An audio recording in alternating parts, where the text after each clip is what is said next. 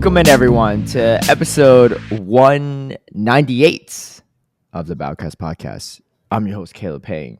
Joined by HurricaneKaz, PvP Josh, Twastell, all hot off of Atlanta outside of Josh. Oh. But it seems like Josh is tuning in because you're quoting some stuff in your tweets. I was like, you listen to some pre-show, post-show stuff too, apparently. You didn't just watch the battles. No, I don't skip around. Josh was also there in spirit when we all went to the aquarium because there were whalers present. Let's go. Yeah.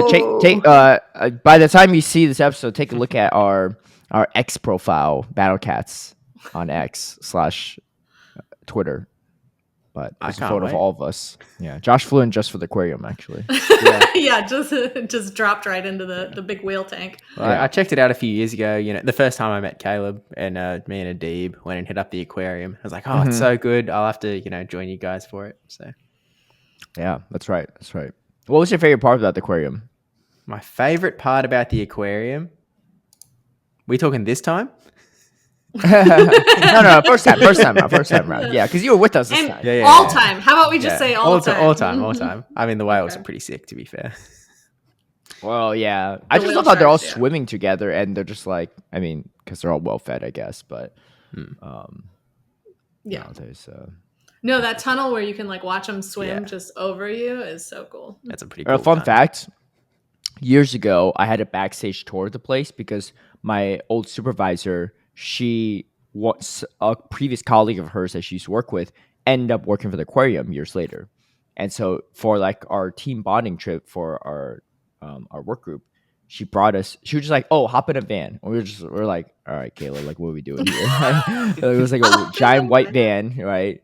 Minimal windows. And we show up to the aquarium. We're like, what is happening? And she's like, this is my friend. I forgot his name, but he used to work at the same place we worked at, and now he works at the aquarium. He's going to give us a backstage tour. As he toured all of the aquarium, and he was showing us, the inner engineering of the place and everything behind the scenes. And the interesting part is that all the most amount of water they waste per day is actually from the public restrooms.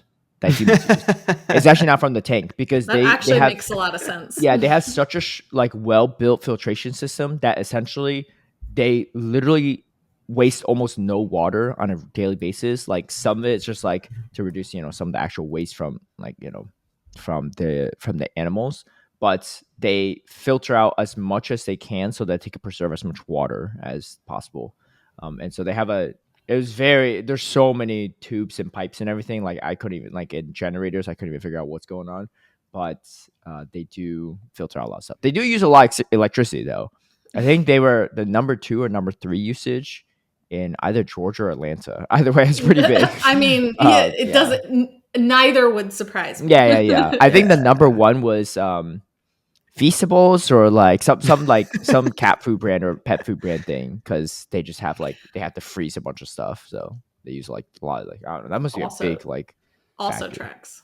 Yeah, I used to work at I interned at a wastewater treatment scenario where it's the same deal. They have to treat it all through, and the more space you have, the less power you have to use. And so if the aquarium is using a lot of their space on the aquarium, they probably don't have a lot of space for the filtration and all, I guess. But yeah, it is pretty massive. But I also because it's been a couple years since I went to the aquarium, and it also felt a little bit smaller than I remember it to be. But I think back when no, it's still a very big aquarium. But Kaz well, hold up now. This is my city you're making fun of. No, but I used to go multiple times a year because I used to work at a college campus, and we'd have to chaperone some high school students every summer and stuff. So I go 2-3 times every year. So, and I think part of it was I was just waiting for these high school students to finish looking at stuff. So that's probably why I felt like it was way bigger. But it's so cool though. Anyway, we have a lot to discuss, so we'll talk more about Atlanta when we get to that. But let's start off with some of the events because we do have a few of those as well. A sweet surprise is away. Applin makes his debut in the Sweet Discoveries event.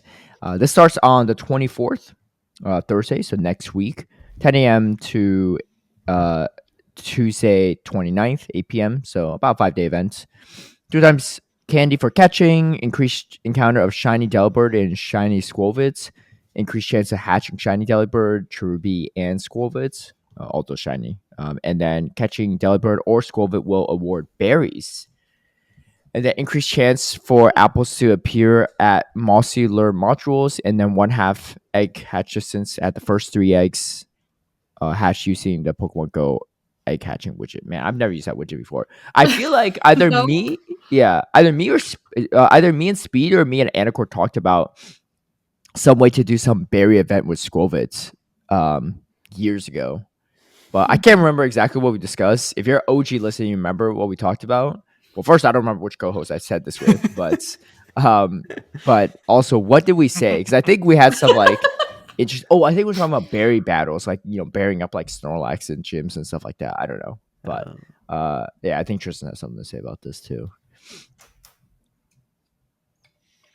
I think I use the egg widget like once a year when there's an event that has a bonus for it. And then I forget about it and forget how to use it the rest of the time. But I use that widget like once a year for whatever event they have with the bonus. Yeah. Maybe this would be my first time too. I mean, there's nothing really being hatched in these egg pool that they've listed so far is that great, but well, if my memory serves, and it might not, isn't Tinkerton, because it's currently in 7k eggs, doesn't it move into 10k eggs after? Yeah. So I suppose this is sort of post Tinkerton event hatching opportunity, I guess. Yeah. That's true. We have had a lot of events with like half egg hatch distance lately. Yeah, I just don't care about generic eggs. If there's something I want, then I'll run my infinite incubator through it. But I do have a Tinkerton now. But Applin, Flapple, and Appleton also make their debut. You use 20.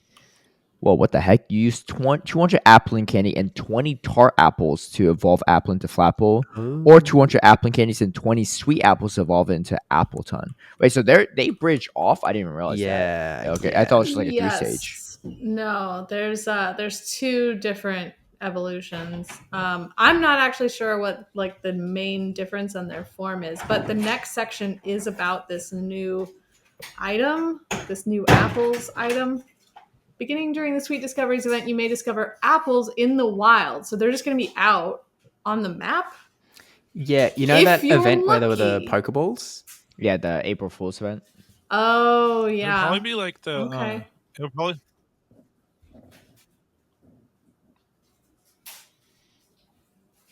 Sorry, Tristan, what were you saying? Oh, I was going to say exactly what Steve said, so we're good. Oh, okay. That's fine. Okay, so the following Pokemon will appear more in the wilds. Honestly, nothing here is that interesting. Delibird, definitely for the extra candy, but that's about it. And then, if you're lucky, extra dust. Yeah, if you're lucky, you can or berries. Or berries, apparently. Not apples, though, which is the new resource we will need. And then some trainers may even encounter Snorlax, Shuckle, Kamala, or Applin. And so you could counter the Applin by tapping on apples. And then the Kamala, Shuckle, and Snorlax can all be shiny. Honestly, those aren't terrible spawns. Kamala, I don't think it'll be relevant for much, but I collect it just in case. And then Shuckle, I still collect, even though I made one, just in case they have like another catch cup, and I had to make another one and XLs for it, right? Catch the little catch cup, right? Or if I get like a Shadow Hundo, and then Snorlax. I mean, Snorlax is not that great right now, but it's not the worst spawn. And from 7 kilometer eggs, Delibird, Truby, much like Squovid. So it seems like you're only getting Applin from the wild encounters, the apple encounters. What? I hate this event. I want my Pokemon only in eggs and raids. Well, that's how we know it's not. That's how we know it's guaranteed not to be very useful, it's also right? from mossy lures. Yo, let's go. Now you can spend some Poke coins. Heck yeah, dude. That's my favorite part. No, but I do like that they don't have egg locked or stuff like that too, because it's been pretty frustrating to see all the new stuff being egg locked. Tristan, So I'm looking at Applin, and it looks like it has 3 evolutions. So there's one evolution it's not getting yet. It evolves into Flapple. Yeah, I think it's from a Appleton, and future gen.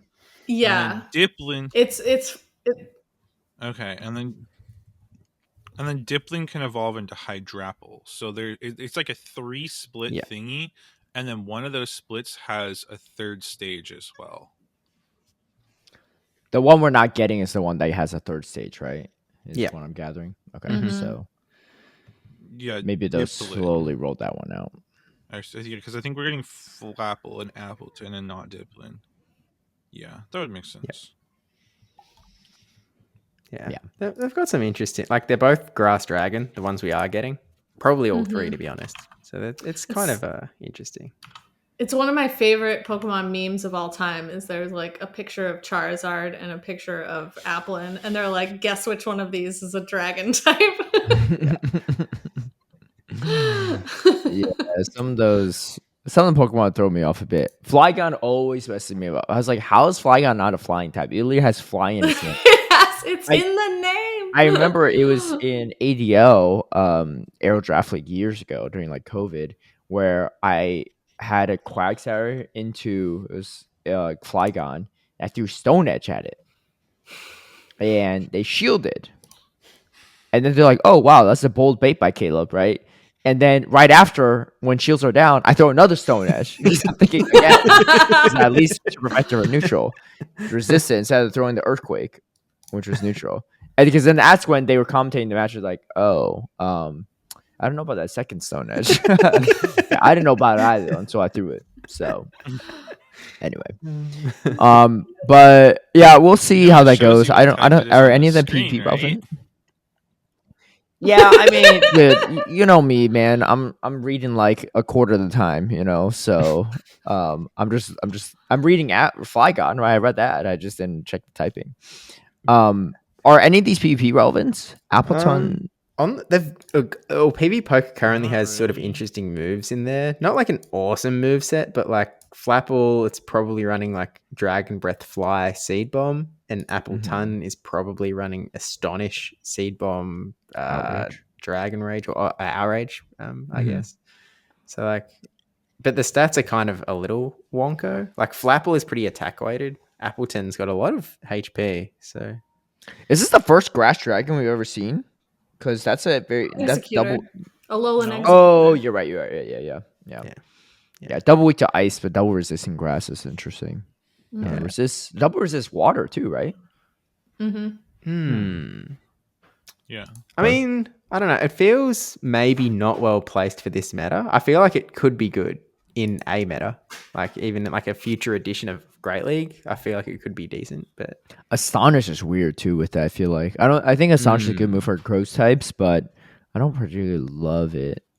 I mean, you have the bullet seed option if you want some stab, I guess, but I feel like think you want a Dragon more Breath would be defensive better. typing if you're running Astonish.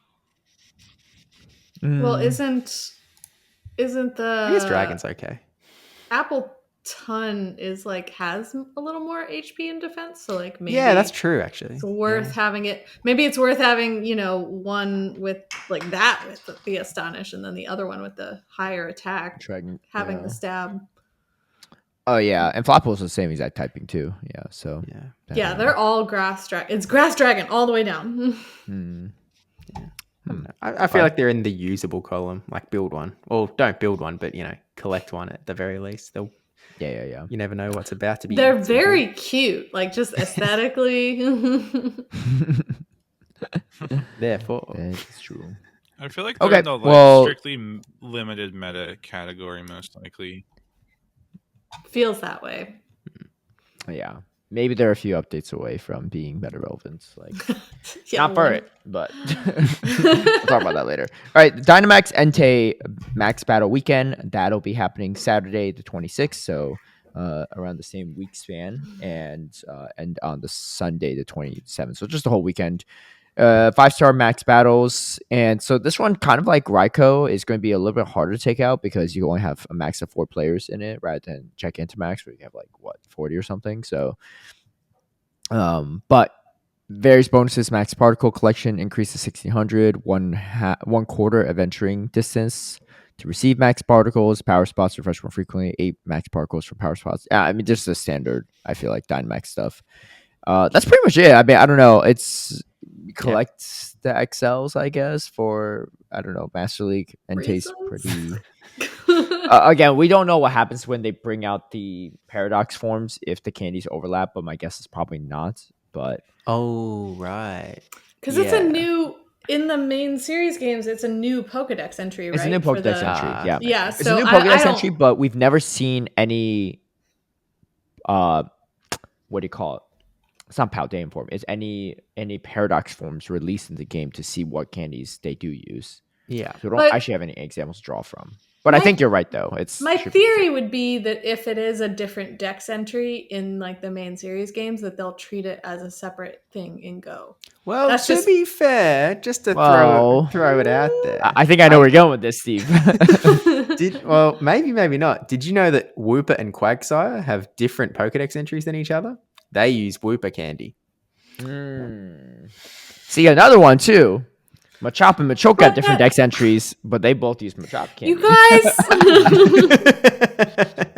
Throwing it out there. That's where I thought you were going with it. But they evolve from one another. These are not evolutions. You can't, there's no way in the main series games to, turn them into... Wait, so... You have to catch them separately, right? Yeah. You can't, evolve. There's no, evolution pattern there. Yeah. But wait, Steve, you're saying Paldean Wooper both the Woopers I meant to pick a random... That's what I was thinking, too. Yeah. I thought you meant, Clodsire. Yeah, no, I was actually going down, your exact same route, Caleb. With Machop, Machoke, I just picked a terrible example. Because they happen to be wait. But Paldean Wooper and regular Wooper are the same. They do use the same. Oh, yes. You just mean, Clodsire, Quagsire. Yeah. I actually meant Machop, Machoke is what I meant. Oh, okay. Well, we were on the same page. Yeah, we were on the same page. No, I do think that. I think Kaz is probably number. The base I was dex number. We were being a little facetious. They were trying to get form, but there is Wiglet under Kaz's corner skin. There is Wiglet, which it was has a semantic argument. Candy. It's not a paradox form, but it's sort of a similar idea. Similar idea. Yeah. We don't actually have any paradox forms though, but I do think that it's unlikely it'll be the same candy. It's also a very easy money making way to not be the same candy, but also logically it probably shouldn't be anyway. So why would Niantic cut it in our favor, right? And also I don't know. It's just I think Wiglet is a really good example, Tristen, because it's it's very clearly similar to Diglett, but it's they treat it like it's this whole separate convergent evolution, which is cool, right? Because that does happen in the real world, and I think that's neat that they kind of introduce that idea in the game. But the paradox forms, come from this idea of going back and forth in time, right? So I don't know. I feel like they're also going to be a raid only type thing, or maybe even egg only. Just to mess with us. Well, yeah, if you could hatch a Paradox Entei, that'd be pretty nice. But yeah. Okay, that's pretty much does it for that event. Nothing too crazy there. And we have ourselves Mega Kangaskhan Raid Day. It's been a while, but we've had this before. But I'm pretty sure back when they had it the first time, I used to live in Atlanta, so it's been over 3 years since we've had this. But May 3rd it's just May 3rd, Saturday, 2 p.m. to 5 p.m. And the feature attack in raids you'll know is Charge Attack Stomp, which, unlike past iterations, I think this one actually could learn the main series game. So. I was gonna say, what kind of nonsense is with this? This seems pretty standard. I feel I don't think they can mess this one up because they also said it's only encounter in raids will know this, so it's an exclusive move essentially. But it's not something you could TM after. Event bonuses: raid pass limit increase to 20, 5 additional raid passes from spinning gym photo disc, increased chance of encountering Shiny Kangaskhan, stuff like that. And you could buy a $5 ticket for some extra bonus stuff. Yeah, Tristan. I just wanted to say, like, Stomp already is an exclusive move for Kangaskhan. They're just like bringing back another opportunity to get it without using an elite TM. Gotcha. Yeah, Well- it's like a legacy guy, but Oh, okay. it's one of those ones that like existed at the start of the game, and like there was no way to get it, and it was in that same category as like, was it Shadow Ball Haunter that was just like, you know, frustratingly annoying to get. It's just that no one wanted Stomp Kangaskhan. So me it was personally, I'm excited to play this one because I still need a few more candies to max out my 100% that I got from a teammate DFH in Japan. That was a good time. I didn't give him anything useful per usual, but it was nice though. I'll take it. Yeah, no real PvP relevance to that at all. Not even in Mega Master League to my knowledge, but look, like, now I feel like Kangaskhan is one of those Pokemon that could become relevant in the future. It has Mud Slap. I've used it in Ultra League, actually. It can be pretty fun. Yeah. It's also I've got a Legacy Brick Break one as well. Brick Break is Legacy too? Yeah. Mm-hmm. Oh, Mud Slap Stomp Brick Break does sound pretty annoying to face. Yours might be lucky, Caleb, but you're not the only one. Oh, okay. Did you catch that, or you just No, I hatched it from an egg, actually. Oh, gotcha. Well, yours might be not lucky, but no, I don't have one. Wait, what? You don't have a hundo? Let's just You keep live it in the region they rolling. spawn. Keep it rolling. Yeah. Look, you know what Kangaskhan is? Kangaskhan is ultimate excellent throw fodder. It is like impossible to not get an excellent throw against that guy. So I just throw nothing but Pokeballs. it's a red circle, like hard catch as well. So it just stays there, and it's excellent throw. It's Wait, how many excellent throw quests do you need to get done? I mean, it's been a while to be fair, but in the past it's come in handy. Or even like those Spinder tasks back in the day. I haven't done one in a long time. But Yeah. Like 3 great curves in a row. Yeah. 5. Ugh. Yeah. Okay, well, that pretty much does it for our events. And we're going to Quaz's Corner. It's tied between me and Tristan, 8-8. Oh, snap. Josh is 2 points behind, but not too far behind. Potential tiebreaker incoming. It's catch-up time. Okay, so since Vanillite is going to be our featured Pokemon for Community Day next weekend, I figured it would be only appropriate to test you guys on your snow cone knowledge. Okay. So, how does Vanillish actually evolve into Vanillux? Question. You're going to need to look up a picture of like the whole evolutionary line. Okay. This can be done. Okay. I typed in Vanillite into Google Images, and one picture of all 3 came up. Isn't that handy? Convenient. Convenient. So how does the middle evolution become the final evolution? Yeah, exactly. Like, what's kind of the story about how it becomes its final form? Okay. Now, that feels like a dumb answer. I don't know, Josh. I feel like whenever you say that, if you go with your gut, it usually leads you in the right direction. It has historically done me well. So maybe I do just go with the dumb answer.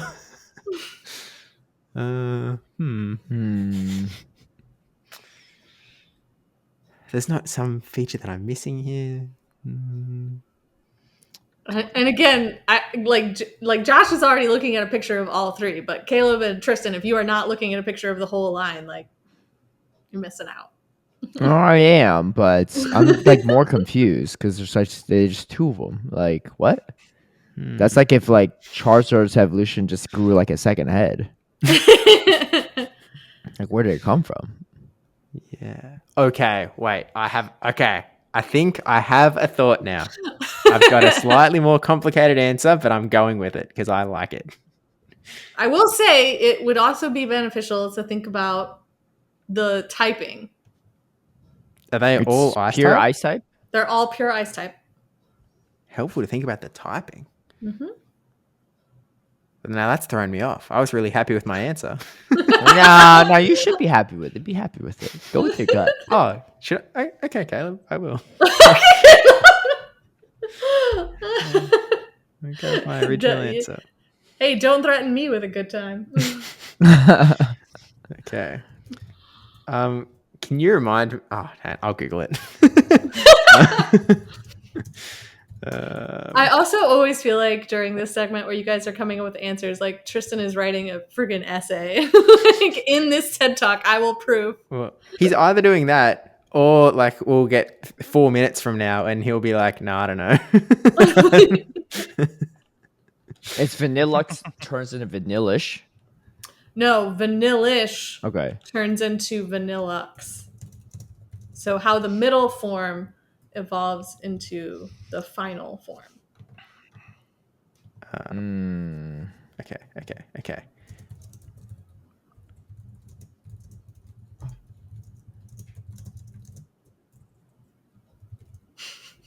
I also How do I love write seeing this? on our thread, like, Caleb is typing, Steve is typing. Just Steve is typing. Oh, now everyone's typing.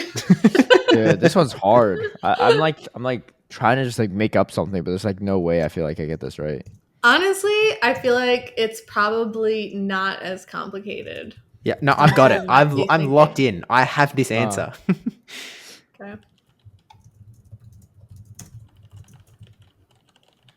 Okay, I've got it. I'm locked in. I'm ready. I can't be wrong. Not with that attitude. How's everybody else doing? I mean, I'm just gonna write some random stuff. Like I really have no idea. All right, I'm ready to go. Okay, everybody's ready. Tristen, just going to get you good. I wanted to get final confirmation from Tristen. Okay. So 3, 2, 1, send. Okay. All right. So Caleb writes, Vanillish hangs around frigid climates and over time evolves once it's able to accumulate enough ice to form a new head. Vanillite takes one cone from 2 Vanilluxes. This is Steve's answer, by the way. This is Josh's answer, and it's like a math problem. Vanillite takes one cone from 2 Vanilluxes, and the 2 Vanilluxes ice creams join the other cone to be. Okay, so that's just. Yeah, clearly I'm wrong. However, Josh! I don't know if you're wrong or not because I don't know what you're trying to say. Okay. So a few weeks ago in the Kaz's corner where it was the Shelmet Escavalier thingo, where like the one guy takes the shell from the other guy. I was going down that train of thought where like if you look at the picture of all three, I'm just gonna call them like first, second, third. Okay. The second evolution and the third evolution have the same cone. Mm-hmm. And the first evolution doesn't have that cone. So I was like, the second evolution and the third evolution has 2 heads of the second one as well. So I was like, okay, if you just math it out, there's 2 heads, 1 cone. Therefore, you get 2 middle evolutions. You grab both of their heads, you grab one of the cones, and then the new cone goes to like the previous guy, and he evolves into the middle guy. What did I say about not overcomplicating this? Caleb told me to go with it. Of course. Yeah. Go with your gut. Go with your gut. Finally, because we thought it was a Tristan's simple answer answer, not something complicated. Tristan's answer is it melts and splits into, and Tristen is correct. What? Actually, vanillish, Let's the go. middle evolution, the second, actually starts to melt, right? And freezes overnight into 2 new heads. What? Yeah. No, honestly, when I read Tristan's answer, I was like, dude, that's so goofy. Like, there's no way. But not to say that I had a better chance either. I was like, it's so he just wrote like he wrote 6 words. Like me and Steve are typing out paragraphs. Vanillux is born when 2 Vanillish, half melted by the day's light, stick to each other and freeze together in the cold return. Oh, okay. It is 2 of the middle evolution.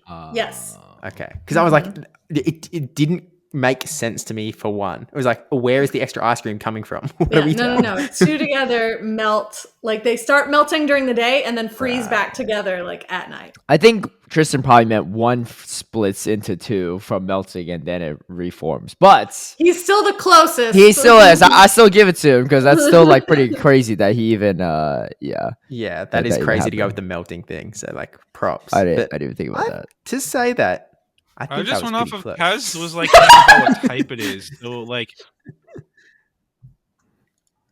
Yeah. Think about the science. if I you're had talking no idea about what to do Goofy, with I was it's thinking about like science. Steve's. It's so I don't even know what's happening. Oh no, his is goofy. No. The thing is, Steve was so convoluted. I don't even know if it's goofy or not because I still don't really fully follow it. But It feels like an algebra problem that I had in a textbook, like in high school. I don't know, man. I've got an engineering if degree. One It's- vanillite. really if one want- vanillite becomes three vanillite, it's and tough then take SAT the cone questions. from the other. I mean, Just I have an add up the engineering heads and degree cones, too, and I'm man. not following Steve's answers, guys.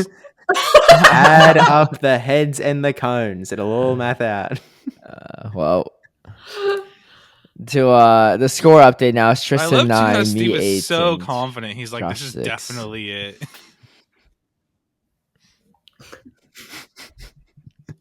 Yeah, I can't be wrong. And that's why, like, I saw you starting to think about it, and I was like, "Don't overcomplicate Stop. this." Like, back up. Wait. To be fair, my like dumb answer would have been I wouldn't have got points anyway. It You don't say. wouldn't have gone my way either way. Yeah, I was gonna get melting. That's crazy. Yeah, no, that was clever. I was thinking something along the lines of the Galarian Yamaska Sarcophagus or Runerigus thing, where it's like take something apart, like their nearby elements. I don't know. I knew I had a strong feeling like mine was not going to make it work. But the melting is clever though. That is like the ones you say that I'm like, Well, like, it's weird because I was reading the dex I entries didn't for feel all of them, confident and in like mine. I just guessed something that I was like, eh. Vanillite, like the first form, it actually says in the Pokedex, like it wished not to melt. Like it started out as an icicle that wished not to melt, and that like came true, and it becomes Vanillite. I'm like, what? Like, Okay, but then eventually it does melt. So yeah, but then it melts and becomes stronger. well, I had to refreeze, I guess. But Haunted. Yeah. Haunted I mean, to ice be cream fair, cone, but if I not was- a ghost type. If I was an ice Pokemon, I wouldn't want to melt either. So I feel you, Vanillites, you know. But what about the ones that melt and don't stick to another one and refreeze? They just like Caleb, you they are crafting die. a really tragic story, and I don't want to go down. well, that on road. full of tragic stories. Come on now, we knew that since Cubone. True, literally crying. Yeah. Okay. So, well done, Tristen. I would love to see like beating an it up the anime clutch. episode where it like gets hit by a fire type and just evolves on the spot. No. Well, I think it would be like a fire type that like also like makes it freeze back up, right?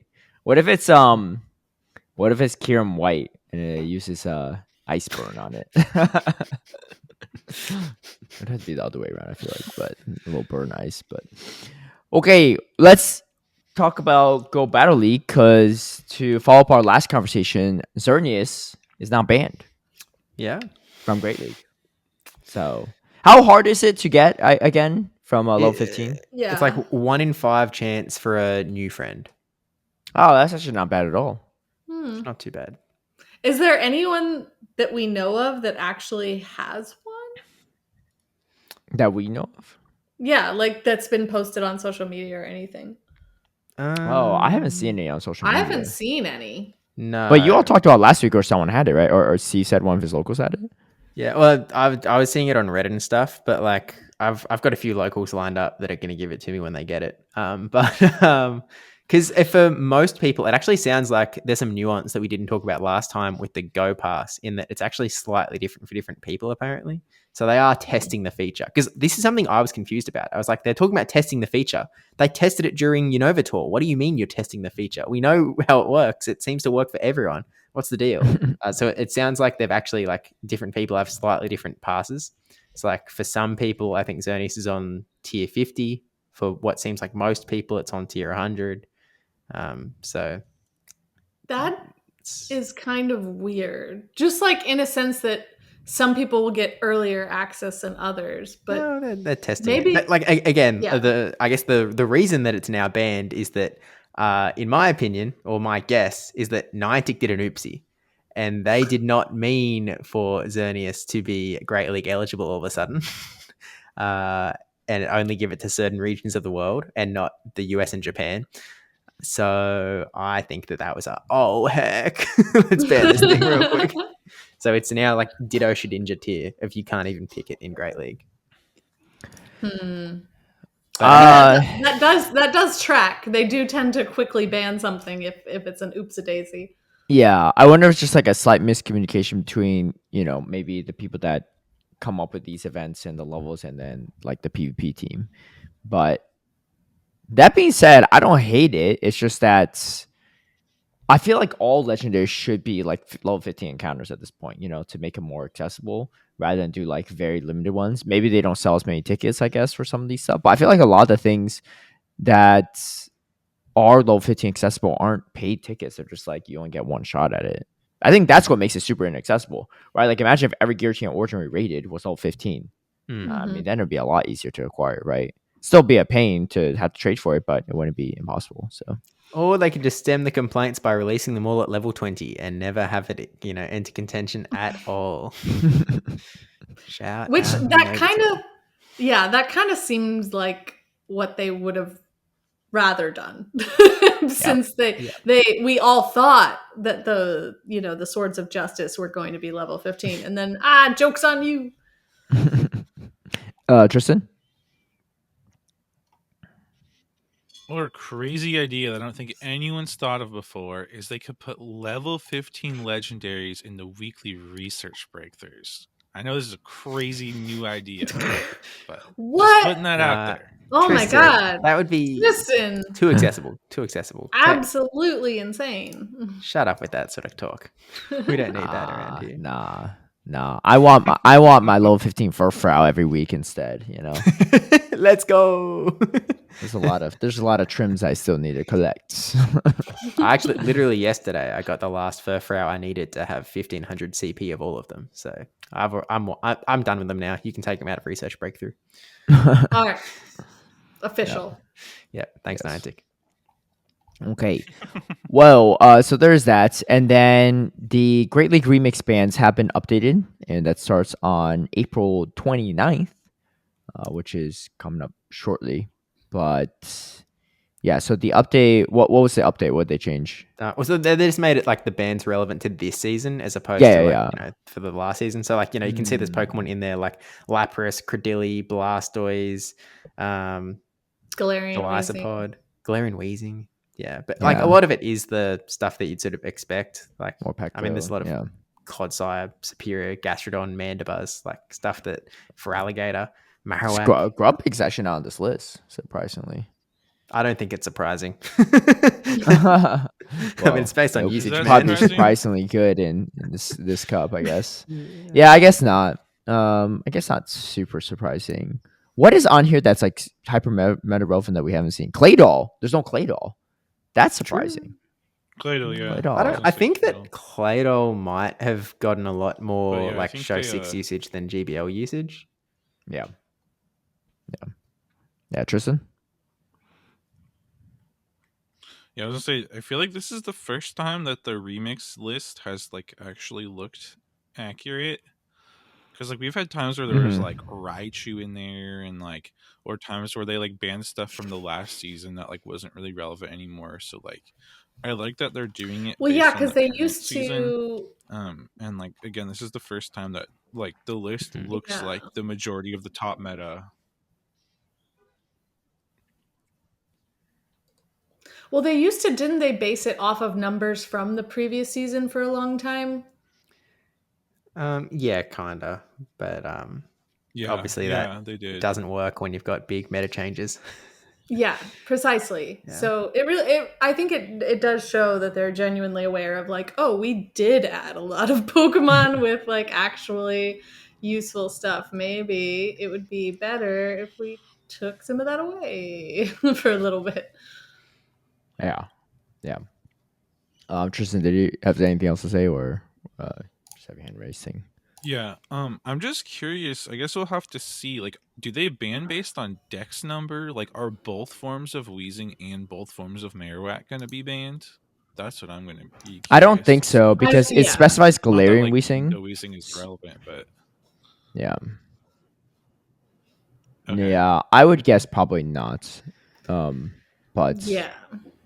I guess see.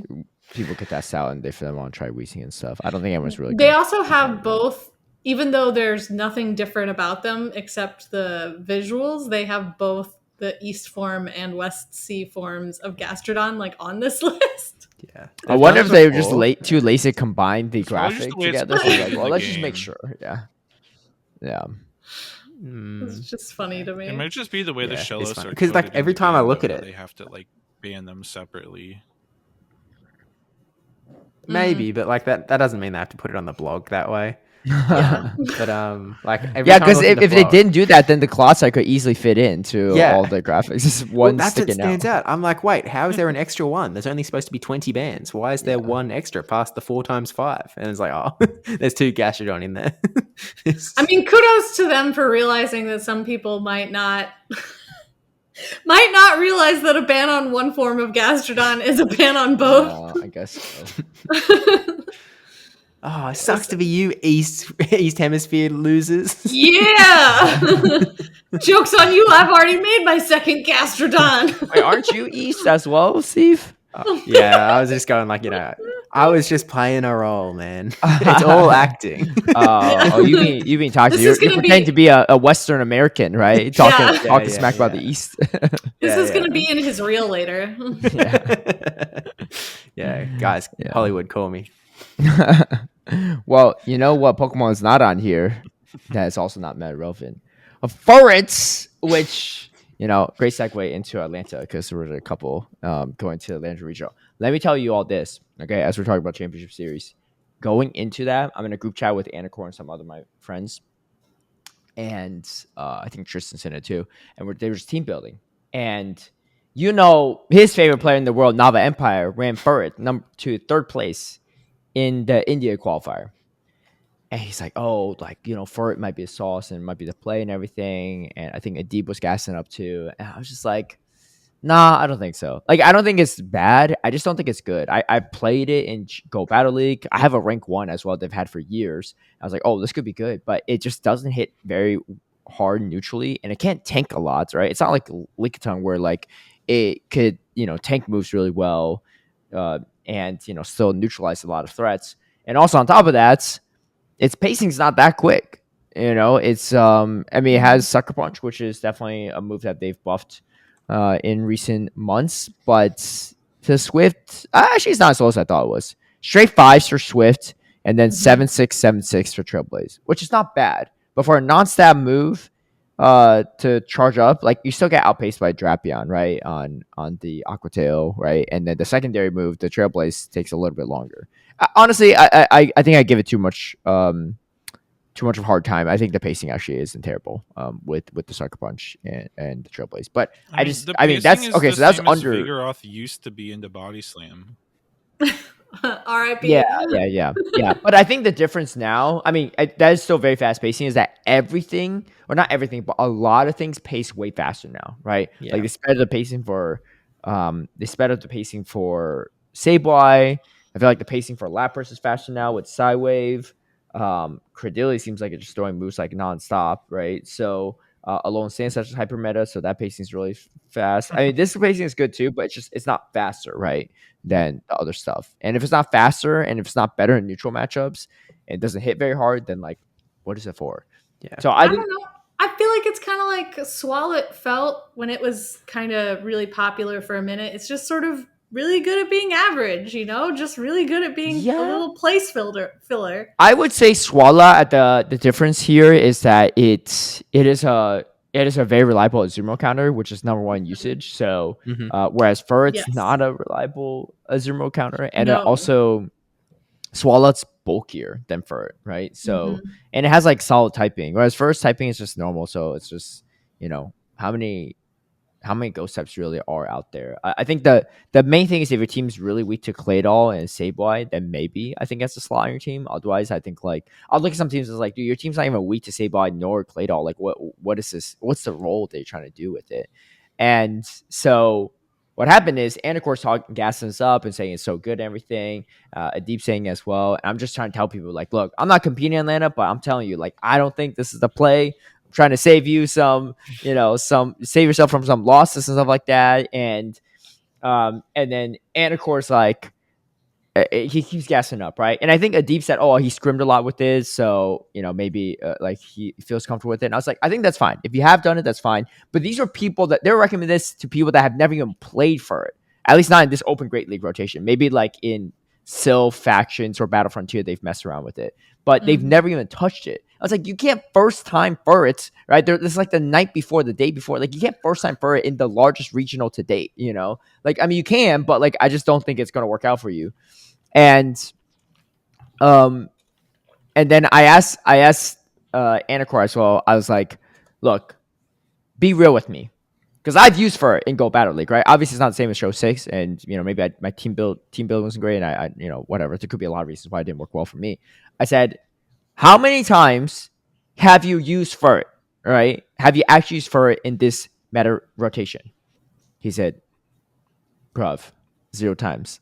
I was like, well, okay, I rest my case. If a deep saying he's been using a lot in practice tournaments, like that's a different story. Like, okay, I was like, look, I think like it could work for you, right? If it's been working in practice tournaments, but like I wouldn't recommend it to someone like Polly, right? Or I think Tristen was asking for team building advice. Like I wouldn't recommend for Tristen if he's like never tried it before. And then I said, you know what? And of course, I think I actually could even win the whole thing. I was like, okay. I was like, how about this? Make little bets, right? I smell a little wager coming. Of course. If Furt wins all of Atlanta, right, the Atlanta regional, for my next tournament I go to, no matter what it is, whether it's like a regional, international, worlds, whatever, I will bring Bastion and Furt on the same team. I'll run a Bastion Furt core. But if Furt does not win Atlanta, you have to bring Furt Bastion core to your next tournament. And he doesn't even know if he's going to another regional or international. He knows he's going to worlds. And he's done enough that like he likely will get the qualification for it. So I was like, so you might even be running for Bastion at Worlds, and Bastion, it got gutted a bit. And Master Me here played great with it, but it's still on the nerf side of things. And the fur I really don't think it's great. Running both, I mean, it's not a fighter meta, so I mean, but the problem is I don't think it could win a lot of neutral matchups. Bastion, I think it still can, but he said, all right, deal. And we know how that turned out. I think Fur got like fifth, maybe fifth. Yeah, yeah, shared fifth place. Semi had it on his team. Yeah, I mean, Semi played great with it too, but I think there are just so many matchups where I'm looking at it, I'm just like. And Mountain Dugong is right below him with another for it. So yeah, I think the best fur looked was when there was another fur on the other team. And you just have fur mirrors. And I was like, this is not convincing me of anything because like they're like, yeah, like it looks okay here, but it's also into another mirror team and they're just mirror matchups. Like it's like Shadow Drap, like you wouldn't know how good Shadow Drapian is if all you saw is mirror matchups, right? The reason why it looks so good is the other matchups is also like wins or it was close into. I know you said that on the broadcast, but then like I've just looked at like Semi's matchups and he got 6 wins and 3 of them were against Farid. And one of them was against Bastion. Yeah. Yeah. And a lot of the what was his results were the earlier wins against like earlier day opponents, because I'm curious about that as well. No, I mean he faced Onion Frank second. Okay. And he faced CO as a beast third, and then Stud Muffins. So okay, yeah, but Onion Frank's a Bastion one. Yeah, okay. Oh, honestly, a lot of his wins earlier in the day were against fur teams. Like the first match, the third match, and then yeah. Oh, he actually didn't play as many matches as I thought he did, but that's fine. Yeah, he played 8 matches. Yeah, he went in a winners bracket run 6-0. So yeah, kind of get through a bit. Yeah, Tristen.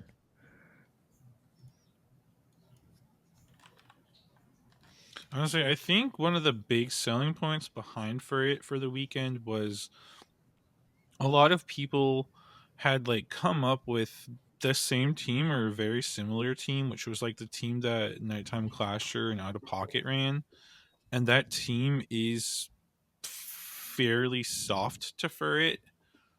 So like, not that Furret's like a top meta pick, but it was showing up as a very good anti-meta pick because it's hard winning the Sableye, it's hard winning the Claydol, while beating a Zoomerl shields up, being pretty decent into Cradilly, and like not terrible into a Alolan Sandslash either. So it's sort of like, if you keep your Furret away from the Shadow Drapion, you have a lot of play. So I think it was sort of an anti-meta read, as like a good counter to that popular team, while also taking advantage of the fact that, like, just in general, people were expecting Claydol and Sableye usage to be pretty high and fighting usage to be pretty low.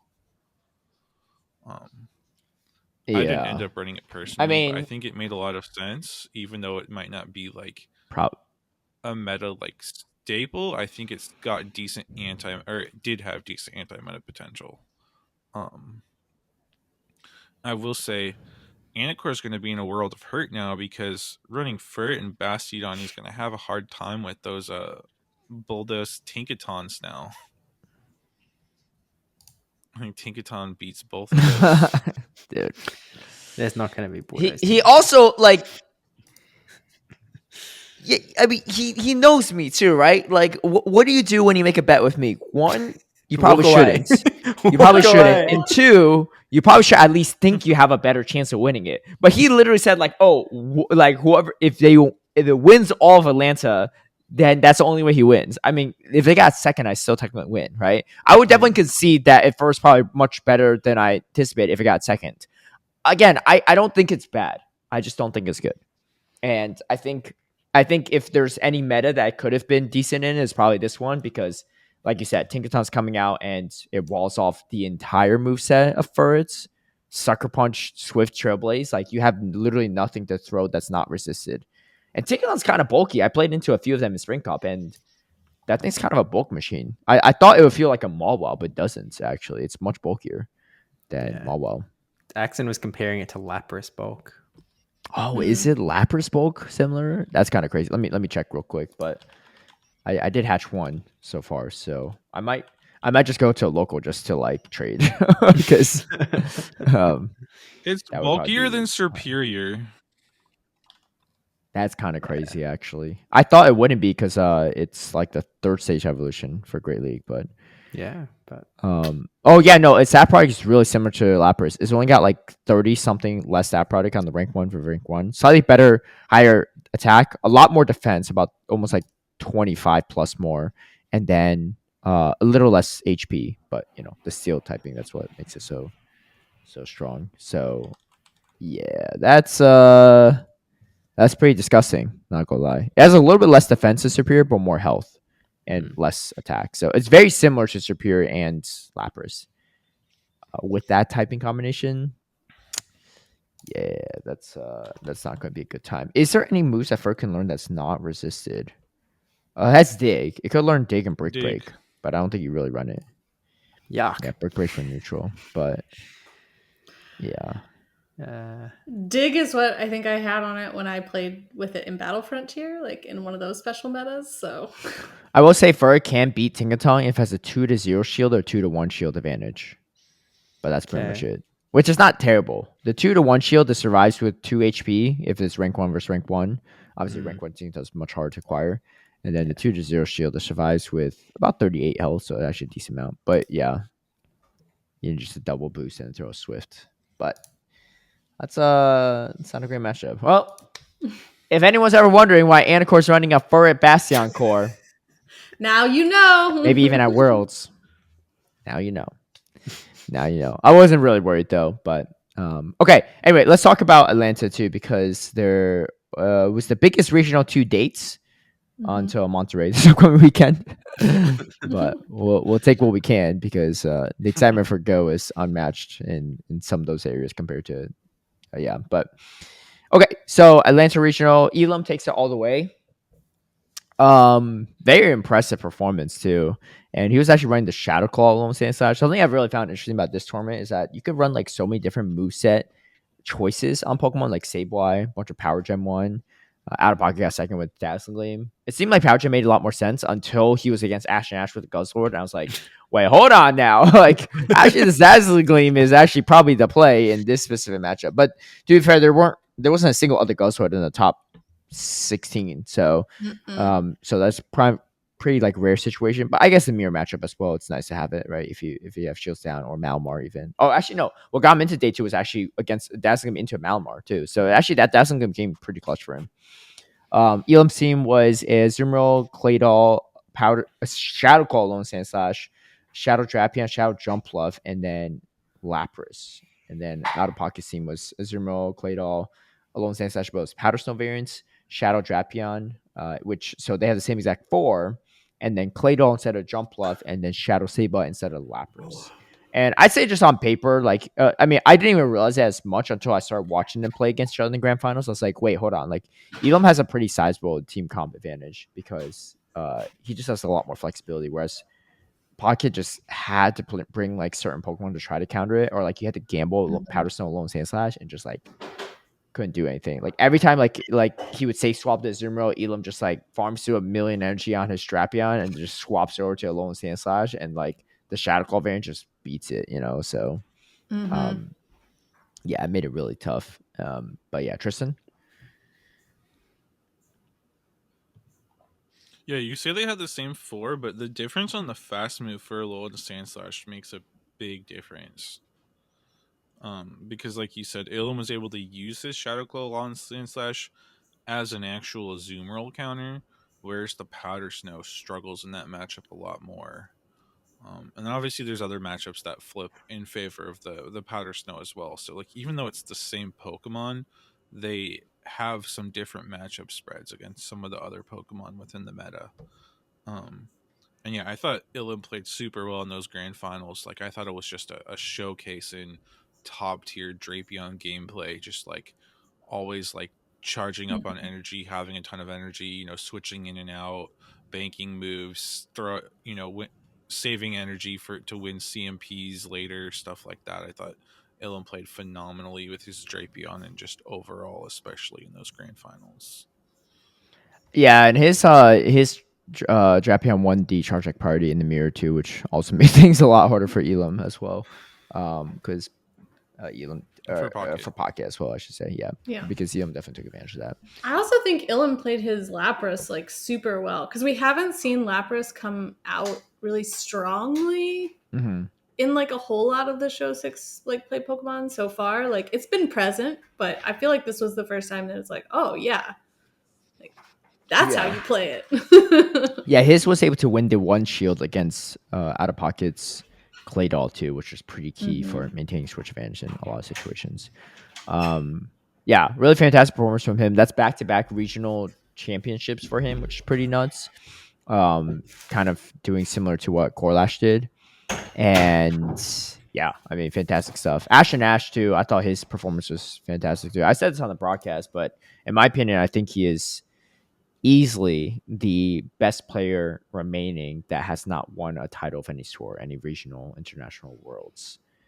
Yeah. And can anyone else think of some people? I know Arrow comes in the conversation a lot too, and I think Arrow is like a fantastic player, but he's not nearly as consistent as Ash and Ash, I think. Well, let me double check. I might be mistaken on Ash and Ash's performance, but yeah, I think he's just like on another level, I think. Like he's got a few, like, you know, he went 1-2 at San Antonio, but like that's in the midst of like a string of, you know, second place at Merida, third place at Atlanta, like a bunch of top fourth 7 at teams. LAIC. Yeah, I was going to say fourth LAIC. Obviously, and like runner up in NAIC. It's kind of and the people he usually loses to are pretty tough opponents too. I mean, he lost to, I mean, some of them I don't actually fully recognize. So, but I feel like he also plays better against better players. Like when I see him play against people, like, so I'm like, dude, I would not want to like play this guy. And then Ashton's just chilling over there, be like, no problem for me. Like, yeah, I think that I don't think it gets talked about very often. But the more I watch Ashton Ash's gameplay, the more I'm like, oh, he's a little bit like an Adequance in that he's actually really good at reading his opponent. And so you're probably right, is that like the better the player that he's up against, the easier you can actually read them, because it's like, oh, you're going to make sensible plays. Well, yeah, and like inadequates too. I mean, I didn't even think about that comparison, but I think that's a solid one. They both run like really weird teams. Like every time, like if I like I haven't played Xerneas, I think ever, but if like I played inadequates in like tournaments before, like practice tournaments or like grassroots tournaments, it's like, dude, every time I look at his team, I'm like this is so annoying. Like I don't know how to compose a team around this, right? And he does similar. Xerneas does similar things too. He had a Shadow Primeape, Clodside, which no one's really bringing, Corviknight, which is like near non-existent, and then only Guzzler in top 16. Like it's a really weird team. To be fair, he did grab it from Eomero, but still, like like he just runs like very odd stuff, but makes it work. I think a lot of times too, right? And he doesn't run like pure meta things. So, but I would argue that there are a lot of like really top tier players that I think are good at kind of like sneaking in something that you don't expect. Because I mean, Tomahawk UK right behind him had that he always Alolan Ninetales, that no one thought anyone would use anymore. Yeah, it looked actually solid too. Yeah, played incredibly well with it. A lot of Sableye, which made it a little bit more difficult. Yeah, Tristen. Mm-hmm. I was gonna say, did Ashton Ash just get the highest ever Corviknight placement? Because I feel like he might have. I think so. I think that's right. It's possible. Yeah, it's gotten into top 8 before, but I don't think it's gotten to top 3. And it's like Corviknight was interesting. I think like it just struggles in neutral matchups sometimes, but like it did make some sense for the weekend because I think a lot of teams didn't really have a real answer for it. And so predicting it to be like fairly safe and neutral means it's something that you can lean on. And I was sitting there the whole weekend like, why did Tristen talk me out of running Corviknight?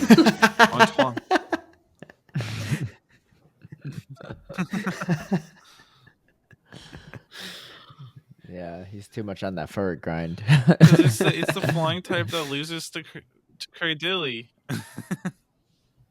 Yeah, but it beats Bastiodon though, so that matchup makes maybe yeah, because there's so many of those. Yeah. There will be, apparently. I mean, True. Caleb was you're going trying to a to 20 talk with everyone into Anacore. running Bastiodon. Okay, look, the reason why I said that is because certain people just had teams that are like stupid weak to Talonflame, Right. Adib was one of them. Let me take a look at his team specifically. Because I was like, look, I'm not like saying this just because I like Bastion, but I think you're just very weak to Talonflame. So he had Zumero, Chestnut, Claydol, Furret, Alolan Sandslash, and Talonflame. Pretty weak to Talonflame. That's like really weak to Talonflame. Yeah. The Claydol matchup is actually not terrible, actually, for the Claydol. No. But everything else is like Azumarill loses the zeros, right? Like it's not like Hydro Pump Azumarill. He technically did beat the 2 Talonflame he faced, but it was definitely on the weaker side. I mean, I don't think Talonflame just steamrolls it, but I would just bring Talonflame into every single game. Like, why not? Like, it has play against everything, in some way, shape, or form. To be fair, also, there's not a lot of checks to Talonflame right now. There's not really a lot of electric types. Almost no rock type outside of Cradilly, and that's actually not that bad. That was a joke that I think the Atlanta community was making a lot in all the practice tournaments going up to Atlanta. They were like, no, as long as electric types don't exist, we're all fine. Yeah. No, exactly. I was saying to replace his Alolan Sandslash with Bastion because you're gonna be weak to Claydol, but like Alolan Sandslash is not great into Claydol, and then you have the Fur, you have the Chestnut, you have the Zumero, like you have a Mirror, and you have Talonflame as neutral play. Like you're not really that worried about ground types in my opinion. But that was, I told him to run it, and I told Polly to run it. Because he was also team building like the night before, and he had like limited TMs. I don't even know if he got the right moveset and stuff. Let's see. Okay, he actually got the right movesets on everything, actually. Yeah, and he might have been weak to Talonflame, but I still used mine against him and lost. Well, you took a game off him, right? And then he lost to Stark that outside Talonflame. I got to Brave Bird him at least once, which was my goal. Well, he said Stark didn't even bring the Talonflame much into him, which is surprising. But he won 1-2 against him. He took a game off him. Yeah. Well, I don't know why. But did he bring Talonflame into him like the entire time? Yeah, all 3 games. Same thing, right? Azumarill, Claydol, Shadow Drapion, Furret, Shadow Sableye, Alone Sandslash. It's just like it's not like I think pretty much everything has play into it, really outside the Alone Sandslash, but it just sounds so safe, right? Yeah, it felt very safe, but the problem is, I mean, it can still be easily overwhelmed by just the like incredibly rapid pressure of like the Sableye and the Yeah. Drapion. I think the other problem is he didn't have TM, so if he ran a Bastion, there's a chance it could have been like Flash Cannon Bastion or something. He didn't elite TMs either, so Would have paid to see that. yeah. The guy didn't scrim or anything either, so I mean it's part of why he probably didn't do so well. But wait, how do we get onto this topic? I don't even know. But anyway, So, Corviknight, I mean, we're talking about Atlanta. Corviknight. So, Yeah. Yeah. It's the general theme. General theme. Actually, Bastion would have been really good. Tomahawk theme too. A Zimro. Lapras is probably like kind of iffy, but it's not bad. Drapion, Alone Ninetales, Shadow, Sableye. Like Bastion is really good into that too, except the Claydol. He actually told me that he thought about running Bastion on, but it just didn't feel good in practice, and he swapped it out for the Alone Ninetales, which I think paid off. But yeah, and then everyone else rounded out too. Okay, I gotta say, was also running Shadow Lapras. Yeah, Shadow Lapras. Yeah. I had a slight oopsie. I didn't actually say this on broadcast. It's a Psywave breakpoint but against the Alolan Sandslash, so that's kind of interesting. Yeah. I think he just ran it because it's like the best ranked one he had, but there are some matchups he picks up because of it, which is nice. I think it's awkward because you have to kind of shield every crunch from Drapion a bit because it's like so much more damage. But I think there's definitely some upswing to it. And the Sidewave looked really good because he beat a Deeb against his Chestnut. He really pressured Deeb's Chestnut with just the Sidewave damage, which is kind of crazy. But what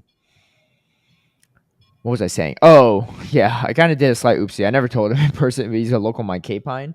I thought he was the guy that got second to Lyle Jeffs at Charlotte last year. But that was K. Sean. What happened to that guy? He's only playing in one tournament. That's it. Like, what happened to K. Sean?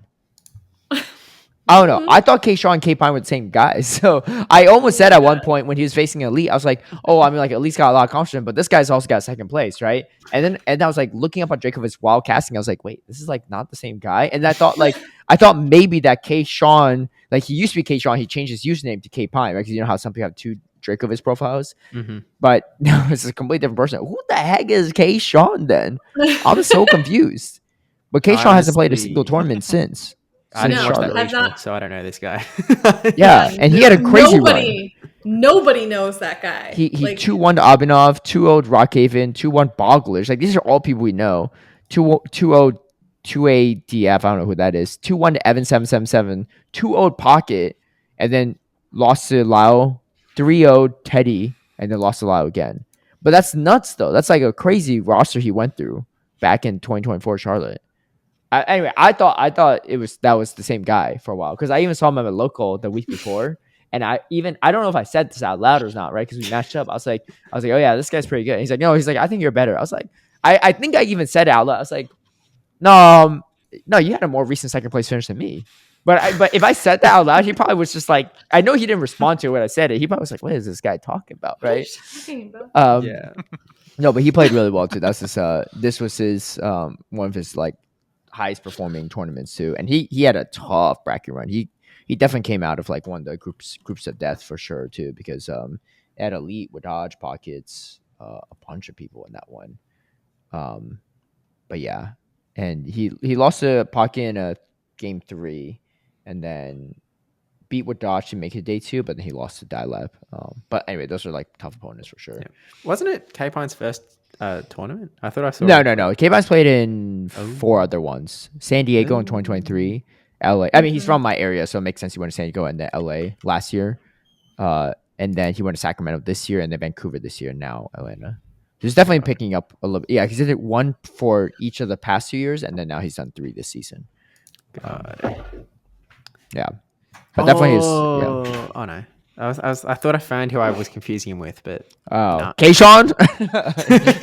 No, Oh, I legit was like, it was funny because while casting, like I had my phone on mute. I was legit trying to pull up the Charlotte bot from 2024 to see if like, is this the same guy or not? Because he didn't have a mustache, or Keyshawn didn't have a mustache, right? But in K-Pon's profile picture, he also doesn't have a mustache. So I thought he looked different because of the mustache.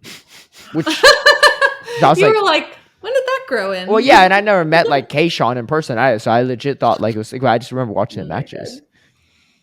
My apologies, K-Pine, but fantastic performance to you as well. Anyway, yeah, it was a pretty solid tournament, and yeah, big congrats to Elam. I will say the state of game was pretty rough at times. The Yeah.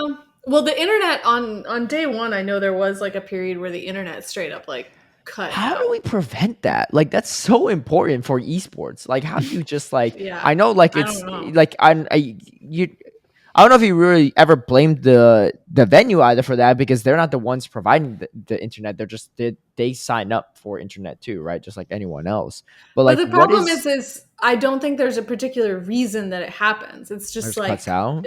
it's just sort of a freak service outage, Yeah, you but know? and yeah, and totally fair, right? We've all been there, right? Especially in our Yeah. own personal homes. But how do you prevent that on a like? Because there's You other don't. esports.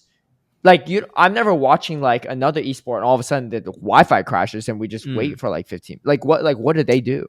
You know? Do they have I mean, do they have servers that are like hardwired in I don't like know. on site, I you don't know? know, I think but a real part of it is that it is like plugged in. Like, so at Yeah. for Brisbane, like we had a hardwire for the broadcast. Like it had to be specifically paid for. yeah, But like this internet line is just for the. Actually, it was literally just for the phone screens to go to production. That's all the internet line is for, and it like never dropped out. It never faltered. It was all fine because that was like yeah. plugged in. But I like guess know I guess like the other Wi-Fi people. issues are a different story than hardwire. Yeah. Because I guess Yes. the hardwire matches are better. The Wi-Fi Yeah. doesn't go out. I mean, we might like have like one turn lag, but it's not because the Yeah. Wi-Fi just cuts. Yeah, Tristan, what were you Yeah. gonna say? Yeah, I don't know the answer to it, but I was gonna say I think it was my round. Was it round 2 match? The internet literally went fully down. Luckily, it was when like I think most or all of us were like just sitting down at the tables and like still logging into the Yeah, phone, it swapping was team sheets and stuff. So like the timing was pretty lucky yeah. where I don't think many or any people were actually battling, but like the internet went like fully down for like a couple minutes till they got it back up. And then I know I heard like later in the day there was a point where I don't think it went down, but it was just like so bad that they like just like paused the tournament for a little bit. And Yeah. like I heard some people were like in the middle of their match, and so like some people were at like 1-1, and then there was like a I don't know like 20-minute gap before their game 3. And Oh, I that heard really somebody kills were some talking momentum about there. how that like sort of sort of messed up their flow. Yeah. So pretty unfortunate, but like to answer your question, I don't really know what the answer or solution is, um unfortunately, I because I don't really know what the yeah, actual problem is, like I guess that's always a risk you run with just running straight Wi-Fi instead of hardwired. But I mean, I guess one more like obvious solution, I don't know how obvious this is you just hardwire every phone. But logistically, I don't know how feasible that is because that's a lot of phones you have to hardwire. I mean, to be fair, we're not playing all at once. Like again, if we played Swiss, what's the solution here? You know, I'm not against Swiss, but I don't think we logistically have the capabilities of pulling off Swiss efficiently. Not to say again, I'm not saying I'm against it, but like my biggest fear if we do Swiss is that let's say I don't have information on this, right? I'm just like throwing out hypothetical. Let's say hypothetical next year, 2026 season starts off every tournament Swiss, and from the very first regional, there's just so many issues, so many delays, right? And you're working all through these disputes. I mean, we're talking about like, reviews and stuff on stream, disputes on stream and all that stuff. Takes a while. Dude, if that happened on in a Swiss bracket, we had to wait for everyone's disputes to wrap up. That's a nightmare, right? Like that's so ridiculous, right? But the state of the game and how much it relies on, very fast like and like flawless Wi-Fi and internet, it just makes it so that unless like you just don't have reviews and disputes, like it's just going to take a while. And yeah, I don't know. From a viewing experience, that's probably not ideal either because yeah, sure, like the commentators had to stall and stuff, but at the end of the day, like they just watch less matches too, right? Because they're I don't know. Yeah, so food for thought. But anyway, I trust that people running this are smarter than me and can figure some stuff out. But I think hardwiring every phone might be a possibility, but logistically that might be really hard to near impossible. So I think that is the infinite money solution. That is infinite Just money, like infinite 100 space. phones. Yeah. I mean, can you imagine like the logistic challenge of doing that at Atlanta like this past weekend? Like Hardwiring every phone. Well, yeah. yeah, Well, insane. with 30, 40 phones, yeah, it would be insane. With 100 plus phones, near impossible, right? In this current day and age, is my guess. Oh my God.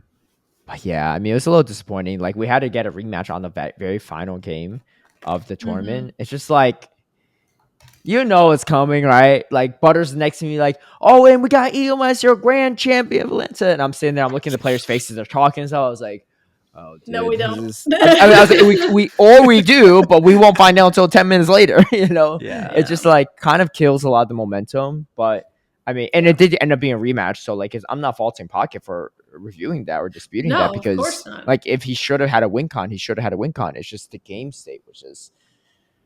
It was brutal. Definitely. I will say the good news, at least from a commentator's perspective, is that Speedy and Soph had a ton of reviews on the first day, and me and Butters in the back just showing like, man, like this match is still going on. Like I went and like went to the bathroom, talked to some people, grabbed some lunch, and it's still the same set, right? It did seem really weird that the drops only seem to be happening for their half. Only on their half on day one, but day two. Oh man, Karma came back real quick, right? Because then it was me and Butters, and it was just us just sitting there the whole time, right? And the Speedy and Soph would go on, they caught back off like 9 minutes later, like, all right, you guys are back up. I'm like, dude, like what? Like, so at least I think from a commentator's perspective, I think it did even out for the most part. So, but yeah, Tristan, what were you gonna say? I was gonna say you had so many on day 2 because we were trying to do like a Cool Cats team photo, and Auburn is like wanting to leave. He's like, "Oh, I want to get out of here. Like, can you guys just like Photoshop me in?"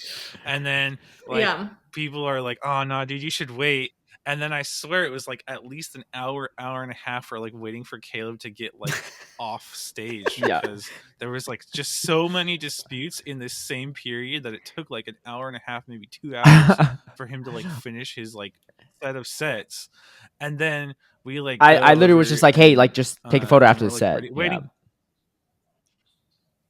Yeah. And then we're like waiting for like Ramberto and Shiny to finish up their round of like the Go Cup, and then we take a picture. And then the funniest part is it was who was the guy that did it, Caleb? Do you remember? He was like an Atlanta guy. Oh right? yeah, it was one of my old locals, Orgato. Oh yeah. Yeah, so he like takes this picture and he like he just like airdrops it to Polly, and Polly's looking at it, and Auburn was cut out of the picture. And we're just waiting for like 2 hours. Yeah, cropped out of the picture. He's gonna be so bad because the whole time he's like, "Oh, you guys can just Photoshop me and it's fine." Luckily, there was one other photo that he didn't airdrop that he gave to us later that did have Auburn. But then it was funny because we posted the one with him out first and just like pissed them off a little bit, and then we're like, "JK, here's the other one." But it was the funniest thing because of all the people to get cropped out, Auburn, who wanted to leave like 2 hours ago. Amazing. Well, it's also he knows who Auburn is, right? It's not like he doesn't know he's on our team, which is why it's even it's even true. funnier. He knows. But anyway, he's a bit of a character though, so like he just. Also, the most important part of Atlanta is that I grew my bird army. Let's go. That Pidgeot and I've never been able to find. I've never been able to find Pidgeot before, so I was so happy. Yeah. Jen found it for me, and I was absolutely thrilled. Talo I got from the prize wall. Honestly, if you had that a year prior, I probably would have asked to borrow the Pidgeot if I'm ever on stage because my hair looked like Pidgeot back in the day. That's true. It did. Yeah. It's bad. Good times. Good thing we're not doing that anymore. But yeah, overall though, definitely solid large tournament stuff. There were some battles that were just like really really solid, which was nice. And so I'm glad that they didn't go to review, and we'll keep focusing on those. But that being said, Yeah, there and I was mean, another tournament that took place Pocket pulled off like during. an insane CMP catch in the grand finals.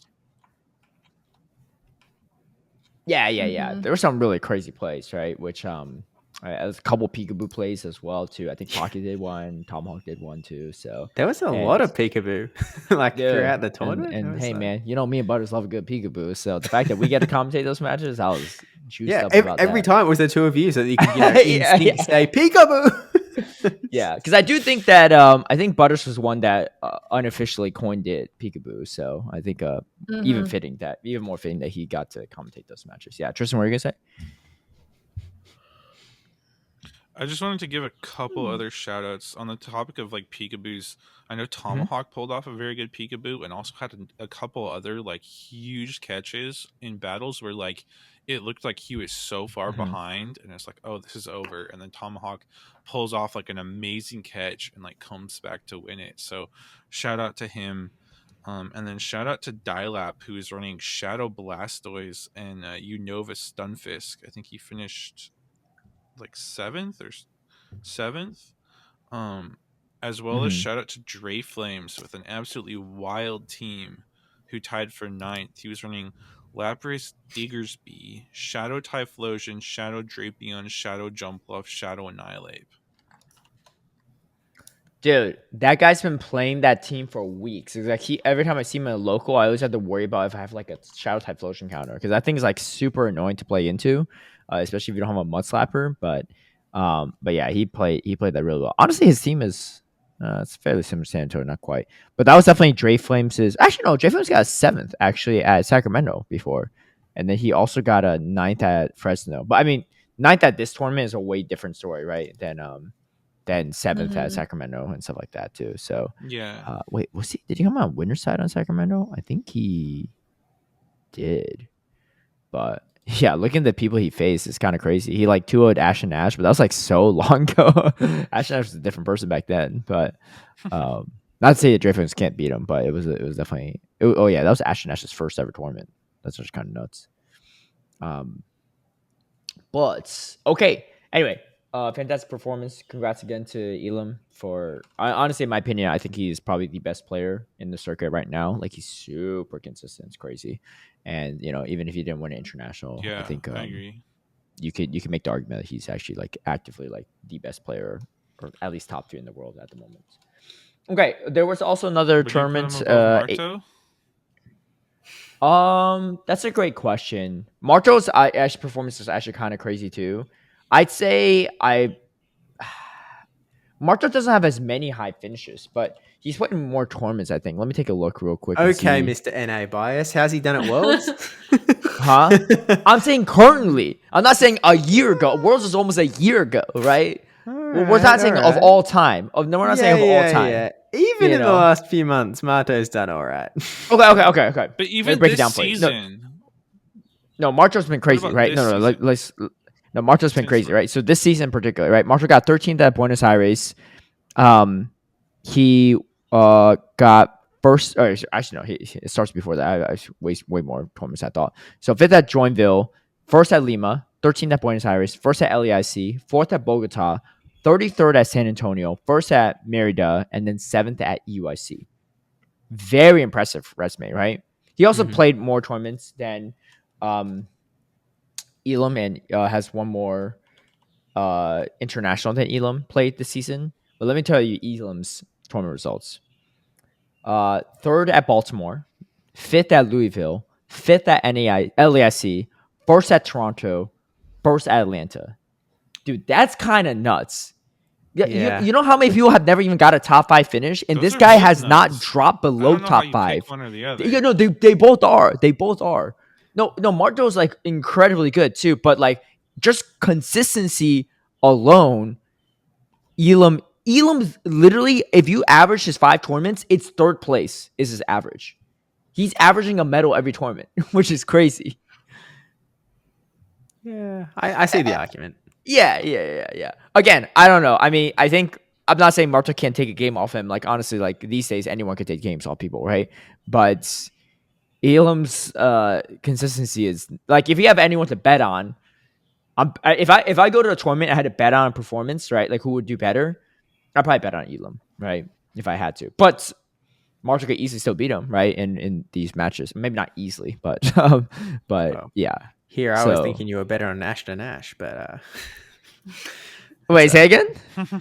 I didn't see Elam on the caster peaks graphic, but that's Well, I mean, I picked Pocket, so like I picked Pocket. No, well, I picked so we have a day one, like who's most likely to make day two. I picked right. Pocket, and I don't know if anyone picked Elam, but for day two, I picked Ash and Ash, which honestly, Ash and Ash took him to game 5, and like and those games are super close too. I think Ash and Ash threw one of the games, right? He threw game 2 because he like even smacked his head when he overfront the primate hit the double shield. Yeah. I remember that moment too, but yeah, so maybe if he didn't do that, I mean, he could have easily. I think if Ash and Ash makes it to the grand final still, Pocket probably has a better chance of beating him. But Pocket just had no play into Elam's team, I feel like, or like very little play.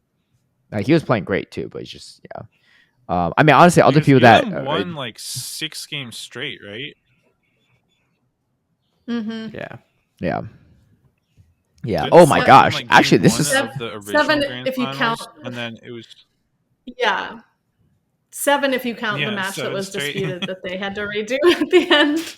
dude. Z's Wise's performance kind of crazy too. I was just looking at other people that I was seeing consistent. 4th at Dortmund, 2nd at Gdansk, 33rd at Stuttgart, 25th at Toronto, 2nd at Birmingham, 2nd at EYC. I feel like this is a conversation that we'll be having again. Yeah, probably. But no, but actually, he is also tied for the most amount of second places, except he's actually won a regional.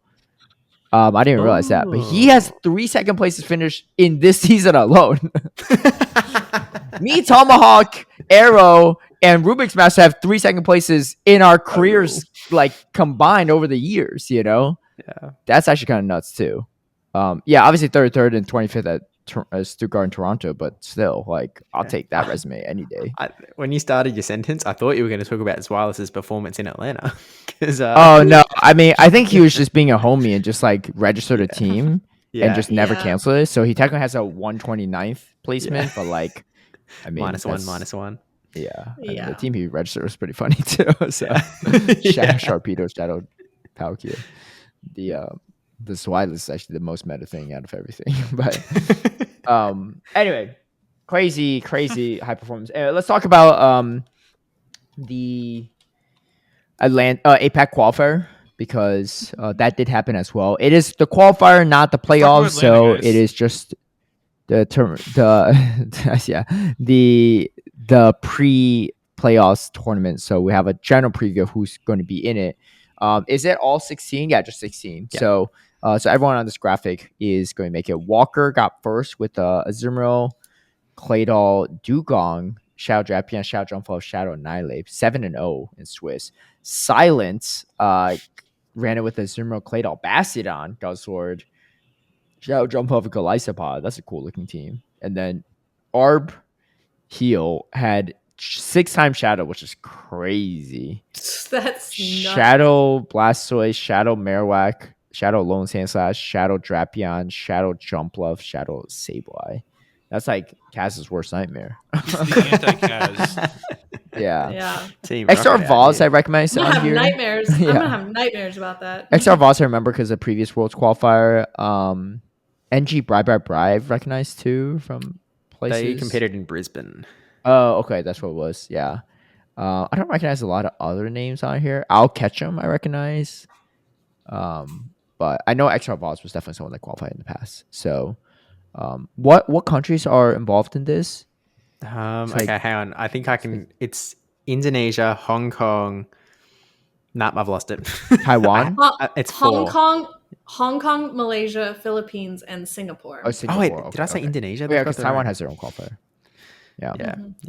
This Sorry, is the one I that, see the flags, but I'm Yakai just came from. uneducated American here. Don't really know what all the flags I are. could have looked at the flags. Oh yeah.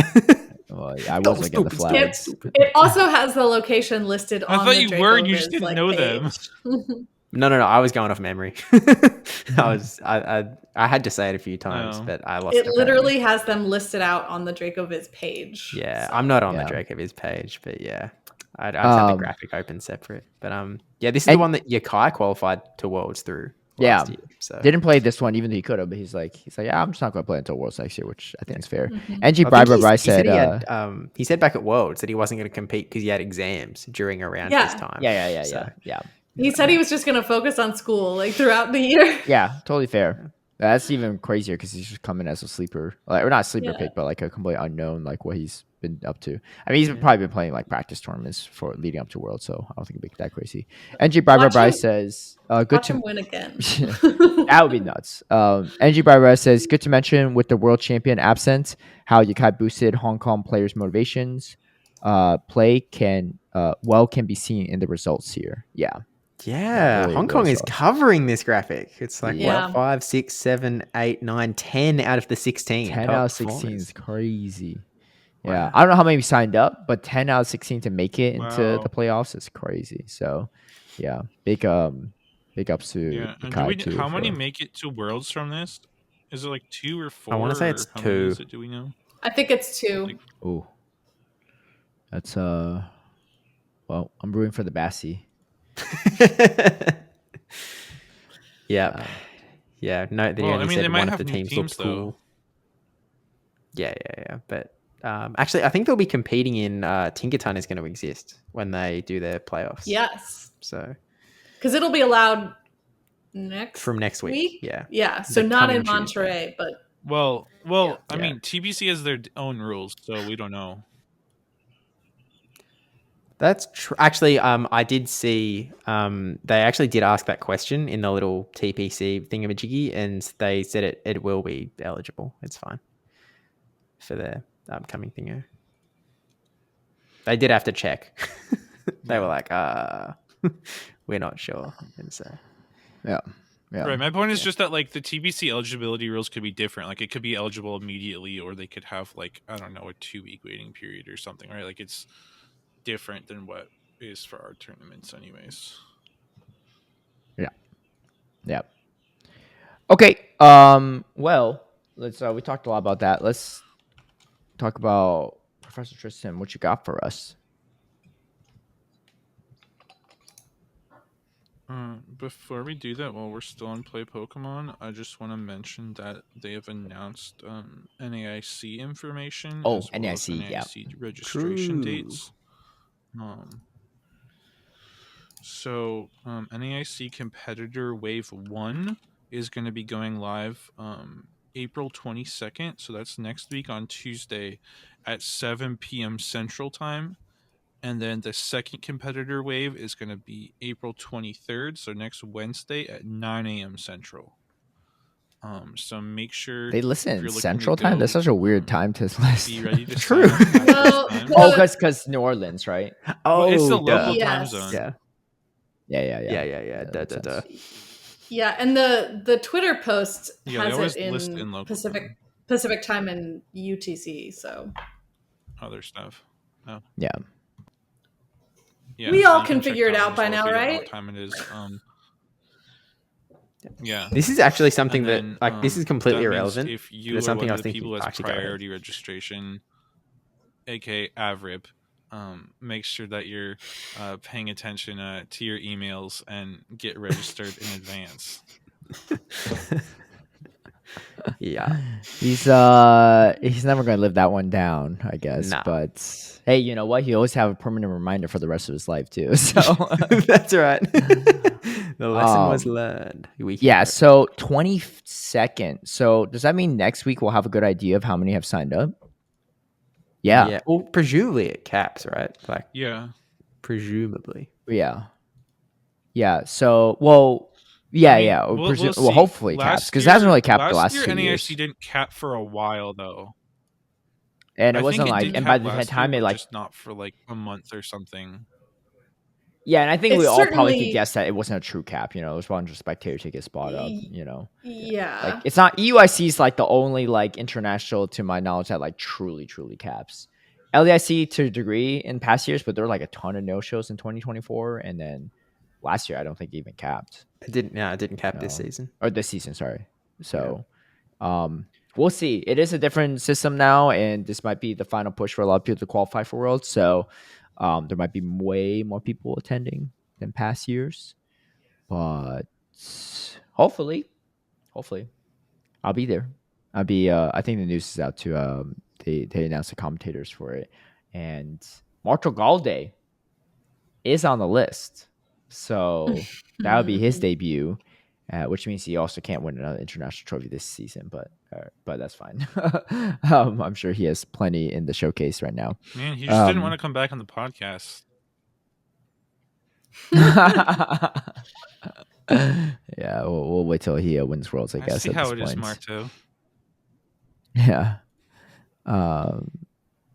Yeah, but anyway, so mark your calendars for that, and let's. I've already got my alarm set. Oh, definitely. All right, Professor Tristen, take it away.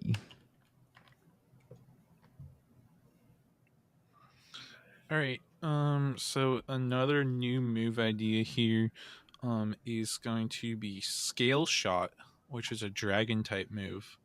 And I think it would be cool to see it as an energy-oriented fast move. I don't know like exact parameters that would be good, but like maybe something along the lines of like Psycho Cut or Mud Shot or Thunder Shock, like somewhere in that range. Because like right now, all the dragon fast moves are fairly like damage oriented.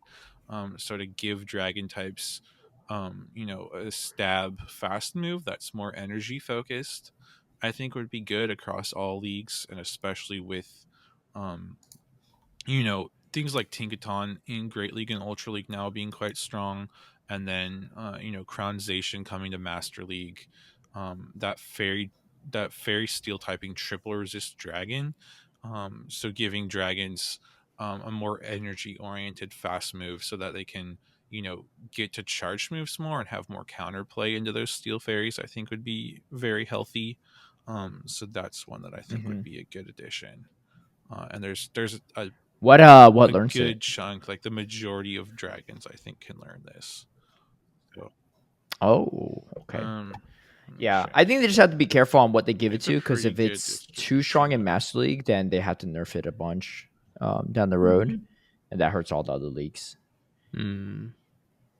Like breaking swipe. Yeah, but I think like the thing is with Zacian coming, I think it's gonna hold a lot of the dragons back in Masters in general. So giving them something to hit back at it. Well, that's what I'm saying. Like if it makes the dragons, yeah. Yeah, go ahead. Charizard, Gyarados, Dragonair, Dragonite, some random stuff like Feraligatr, Dunsparce, Gligar, Quillfish. But then interesting ones are Kingdra, Lugia, Flygon, Latios, Rayquaza, Garchomp, Dialga, Palkia, Haxorus, Druddigon, Hydreigon, Reshiram, Zekrom, Kyurem, Dragalge, Tyrant, Titantrum, Zygarde, Turtonator, Drampa, Hakomo-O, Como-O, Nagandel, Regidrago, Sizzlikar, Roaring Moon, Koraidon, Gouging Fire. So a couple dragons not in Go, but like a good chunk of the relevant dragons across multiple leagues. And then some other kind of random non-stab users as well. Yeah. Because like I skipped over random stuff like Krigel, it would definitely be important to see Helioptile, Salazzle, etc. So yeah, I think it'll be important to see how strong it is, because like a lot of the dragons right now already have a lot of play into fairies. Like you could realistically run triple dragon in Master League and be fine, given how many fairies are still in it. So I do think it's something to be cautious of, because I would hate for it to be like a breaking swipe situation. Honestly, the reason why I feel like they nerfed breaking swipe was because of Ultra League Steelix, not even because of Master League Rayquaza. But we all know the reason. Yeah, I actually really like where the Master League meta is right now for the most part, because a lot of things that play into each other, but also a lot of the moves that some of these things have, like they're just isolated to Master League. Sandsear Storm, right? You got Ice Burn, Freeze Shock, like all these like other moves and stuff where like they can they could just nerf it and stuff just in Master League if it's overtuned and not affect anything else. I like that a lot because all the other leagues, and when they make these changes, it just like Right. severely has cascading effects in other realms. Whereas a lot of Master League Pokemon, they just like they have like these signature moves that are super hard hitting, that are super high energy costs, and nothing else really learns it. So if it is overtuned, they can always like nerf it a bit. But they haven't really even had to. But so just something to think about. Okay, and then for our tea topic this week, we have ourselves. Who added this one? Was it Josh? Yeah, I added this one in. So basically, they announced this sort of Wayfarer Global Challenge, which most people don't care about. But the reason why more people were actually going to do it this time, because if you did 500 reviews in Wayfarer, they would give you a lucky trinket. So I was like, oh, okay, maybe it's worth doing. However, they then However, within 24 hours, I think they were like, ooh, hey guys, I know that like, you were pretty keen to get in doing all these reviews, you were getting back into Wayfair or whatever. We can't give you a lucky trinket. The way that we've got it coded, we just don't think that, I can read their exact message, I guess. Hello, explorers. This comes from Niantic. Thank you all to who have participated in the challenge so far. Again, this started. And we also want to update you about a necessary update to the individual Tier 3 rewards, which is 500 reviews. We recently uncovered some unforeseen technical issues related to the Lucky Trinket and how it functions when granted outside of its usual method, like through our passcodes. Since this would be the very first time we're providing the Lucky Trinket in this way, we want to make absolutely sure that everyone has a smooth and trouble-free experience when redeeming it. We are truly sorry for the change and disappointment it may cause. To ensure you still receive a valuable reward at individual Tier 3, we've replaced the Lucky Trinket with a Super Rocket Radar. We appreciate your understanding as we work to provide the best possible experience for everyone. So they told everyone, like, okay, go out, do a ton of reviews. Once you hit 500, we'll give you a lucky trinket. And go. And so, a bunch of people went out. They did a bunch of reviews. And they were like, yeah, psych. We're giving you a Super Rocket Radar, which should be, like, about the same, right? Like, that's, potato. oh, man. Yeah, literally the fact that they think those two are the same in terms of value is... oh, my God. Yeah. That's like, feels like an April Fool's joke. Yeah, that's a big bummer. But, yeah. I mean, the thing is, like, yeah. I mean, it probably got a lot of people excited for reviewing Wayfair because I think, to my knowledge, I haven't done that much myself, but that's a lot of reviews still, right? It's reviews or reviews that need to be passed. I think it actually isn't the case in this It's just case. straight up reviews. I mean, that's still a lot of reviews, right? But I don't know. I do think that people that do all this Wayfair stuff like should be compensated in some way, shape, or form besides just getting like stops in gyms in your maybe like home area. And some of them aren't even like by them, right? So they're just doing it for the love of the game. I don't know. But yeah, very unfortunate they just took all that way. Yeah. Tristan? What? I know someone who was like powering through them and had already done over 100 reviews when they dropped this change. And then they're just like, yeah, I'm not doing anymore. Because like you guys said, No, like a I can only Lucky Trinket imagine and everyone Super just Rocket stopped. Radar are not even close. Yeah, because a Super Rocket Radar and a Lucky Trinket are just not even close in the slightest. Like, you can buy a Rocket Radar in the shop if you want, right? Like, yeah. Super Rocket Radar. so just like, yeah, like just a huge slap in the face. I guess it's a Super Rocket Radar, but still, like, yeah, it feels like, yeah, it's one of those things 100. where, and I think too, there was a limited period of time to do this. Like, I think it was, you had to get to 500 in a certain time frame as well. So it's like a week. People I were think. having to like Yeah. block out time. Like, oh, yeah. So 500 reviews in a week is like quite a bit. So like people were like blocking time into their schedule. Like, oh, I'm gonna do reviews like at this time each day, and like make sure I get through so I can get to the 500 because I really want this lucky trinket. And then it was just this huge like slap in the face. Like, so a lot of people just stopped doing them. Yeah. What are you saying, Steve? I think it's one of those things where it's like, okay, I can understand you're in a like Niantic, you're in a tough position. Like, okay, we technically just can't give people lucky trinkets, which sure, unfortunate. You should replace it with like you should probably significantly replace it. Like, put in some premium items in there, put in some star pieces, some like make it like, oh, look, we've messed up. We announced this. You guys have done a ton of free effort with the expectation of getting a reward. Because we can't deliver on that, we will like well compensate you. And so it's kind of like, I don't know, man. It just feels a little bit. I would expect a whole boatload of items, like premium items, to come from that kind of mistake. Like, Yeah. And I know it's a tough spot, but geez. Well, there's also like, I mean, these premium items, they can load into the accounts, no problem, right? Because you've seen it in the past, but like, they don't cost them anything. Again, like there's no in-game economy. Like there is that in-game economy, I guess, but like at the end of the day, it's economy that you made up. It's not like it's going to cost you extra resources to give someone 20 star pieces, 50 star pieces, right? You could just load it into account. Yeah, you could say like, oh, well, what's the cost of that? Because maybe they're not going to buy it later. It don't matter. I mean, 500 reviews? How many hours of free labor is that, right? Like, it's not going to be worth. Like, they could just spend the time to do 500 reviews working a job or something and make more money than they would spend on actually even buying 50 star pieces that they might not even buy. But what I would say also is, okay, look, there's talented people at Niantic, right? Like, let's not pretend that's not the case, because they did make a very complicated and game that's lasted for years.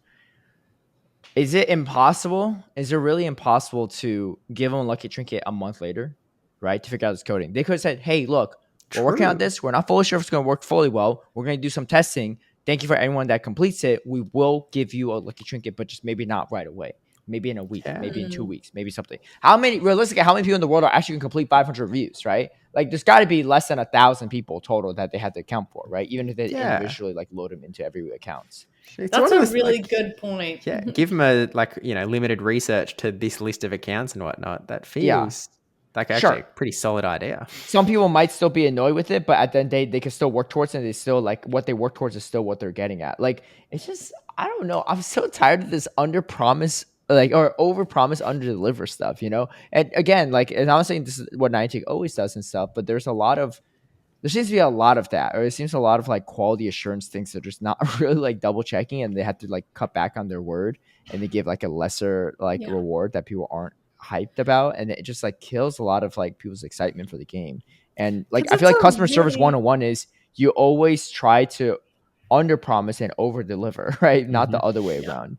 And I'm not saying they never do that, right? They do at times when they make certain changes to the game, which I do appreciate, but it's isn't always like, I don't know. It's because it's a really cool idea to see that they're thinking about how to reward people in other ways, like with rewards that people really would want, like newer things that we have only just gotten access to. So on the one hand, it hurts a lot to see them trying and then like continuously failing to deliver. It's like, we want you to succeed. Yeah. Tristen? Yeah, I agree with Caleb. Like, the thing that I don't understand is why they keep like in writing, like basically promising things and then coming back later and being like, oh, we can't do that. Like, if you're gonna say that you're providing something, then you need to actually be able to provide it. And if you're not going to be able to, then don't promise that. Like, why are they saying that it's a Lucky Trinket if they haven't actually tested it yet? And like, I understand that there might be complications with how to do this, but like, then don't promise that. It's the same thing with like that. We had a previous T topic where it was like, I think one of the like premium things was like an avatar pose, and they like didn't have an avatar pose, so they gave people some other items instead. It's like, don't say you're giving out a pose if you don't have the pose ready to go. Like, there's some sort of like, I don't know, like communication error or something, but like, if you're saying something is going to be given out, it should already be ready to be go. Like, exactly. Like some sort of like, internal how could they communication problem. possibly how could they possibly not have known that they couldn't just give away lucky trinkets when they made that a reward, like when they made that decision? I'm actually giving credit on that one. I'm actually like, to be fair, they might have stumbled upon that thing in the, because like it says, we recently uncovered some unforeseen technical issues. So like, they probably should have. You all got a week to solve it. If not, just be like, hey, look, you don't get it right away. We'll write your name down. Exactly. Yeah. I think that is the better solution, to be fair. But. Yeah. People don't even need to know your answer technical solutions. Like, it just. It's true. Don't even say it, just be like, hey, we're working on it. And yeah, like like give them the super that's like rocket, agenda topic number super one for the programmers. Now. Right. Just say like, hey, it's going to take a little longer than expected to give you the lucky trinket. So here's your super rocket radar. In the meantime, we'll give you this lucky trinket at a future point when we have it sorted out or something. Yeah. Easy. Yeah. Yep. Anyway, well, that's Niantic for y'all. It's funny. I even bookmarked the Wayfarer thing initially. I was like, I don't think I'll do 500 views, but bookmark just in case we could talk about on the podcast. But hey, this is a cool little thing, right? That people can do. Well, not so cool anymore. Not so cool anymore. But yeah. Right. Okay. Well, comment? that's. Yes, there are. So let's get into that. Also, shout out to Jen. I did finally meet Jen. And yeah. I've been Jen. Yeah. I appreciate also the offer to drive me over. But #1 fan. It's true, yeah. All right. YouTube comments. Apologize for the YouTube version being up a little bit on the later end. But we had stuff going on. That was my fault. That's I okay. could not get the thumbnail done. It's all good. I will say too, if you're ever like looking for the episode and maybe the YouTube version is up, just always check Spotify, Apple Music, the audio, wherever the audio stuff is, because they may be up there instead. I was trying to upload the episode on YouTube on hotel Wi-Fi, and boy, did that take some time. I think we played like 5 games of Code Names and then some before it finished uploading. Oh yeah, it didn't finish uploading after that. I brought it back to my room and I would like wait for it to finish uploading then. But oh my God. Okay, I know for next time to just upload ahead of time. Okay, HAPC says, "What's up, Battlecast? Always great to tune in. I appreciate the cup discussion and the championship series discussion. Well, thank you for tuning in as well. We appreciate you." Amelia says it's for April 14th, 6:28 p.m. EST. Scrafty had access to upper hand. So wait, so what was the difference? So it was supposed to be Scraggy, and both of them got it. Okay. Oh, okay. Yeah. Okay, good to know. We'll appreciate the. But weren't we talking about that? Like, didn't we We weren't sure if a Scrafty was going to get it. We just assumed, that might be, So thank you, Amelia, for the confirmation.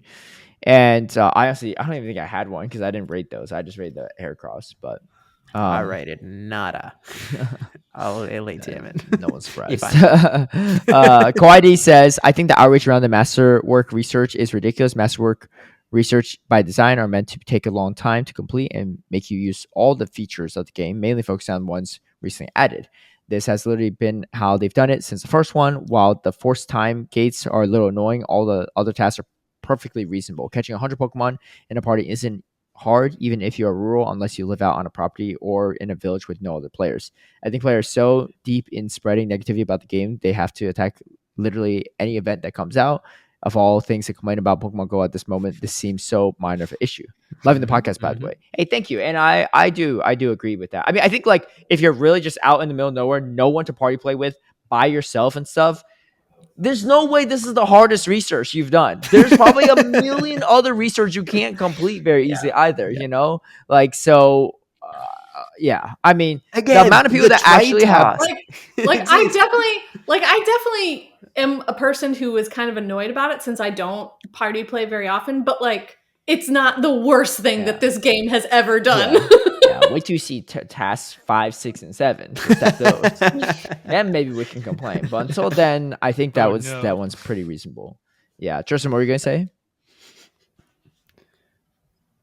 Oh, I was just gonna backtrack on the upper hand thing, and I felt like personally that raid day was a little underwhelming because it was frustrating because like I just wanted to do the Heracross raids and like most of the gyms are being taken over by like Hariyamas and Scraggies.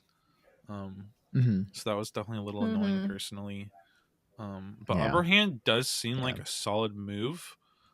It's like a sludge or aqua jet clone with a debuff chance on top of that. So not that any of the Pokemon that learn it are like super amazing right now, but it is quite a good move for sure. So just keep an eye out for that. Yeah. Definitely.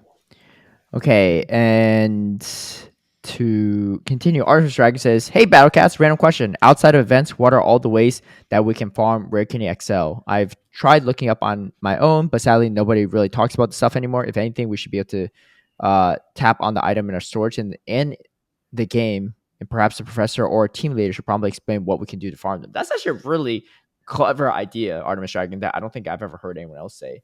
But I do think that's a great way to, because if you're looking for, or like, even if like that requires you to even have it in your storage, right? What if they have a catalog of items in your Pokédex where you can just like actually find out how to get it, right? Because if you don't have any Rare Candy XLs, you don't have a Lithium, how the heck do you acquire one?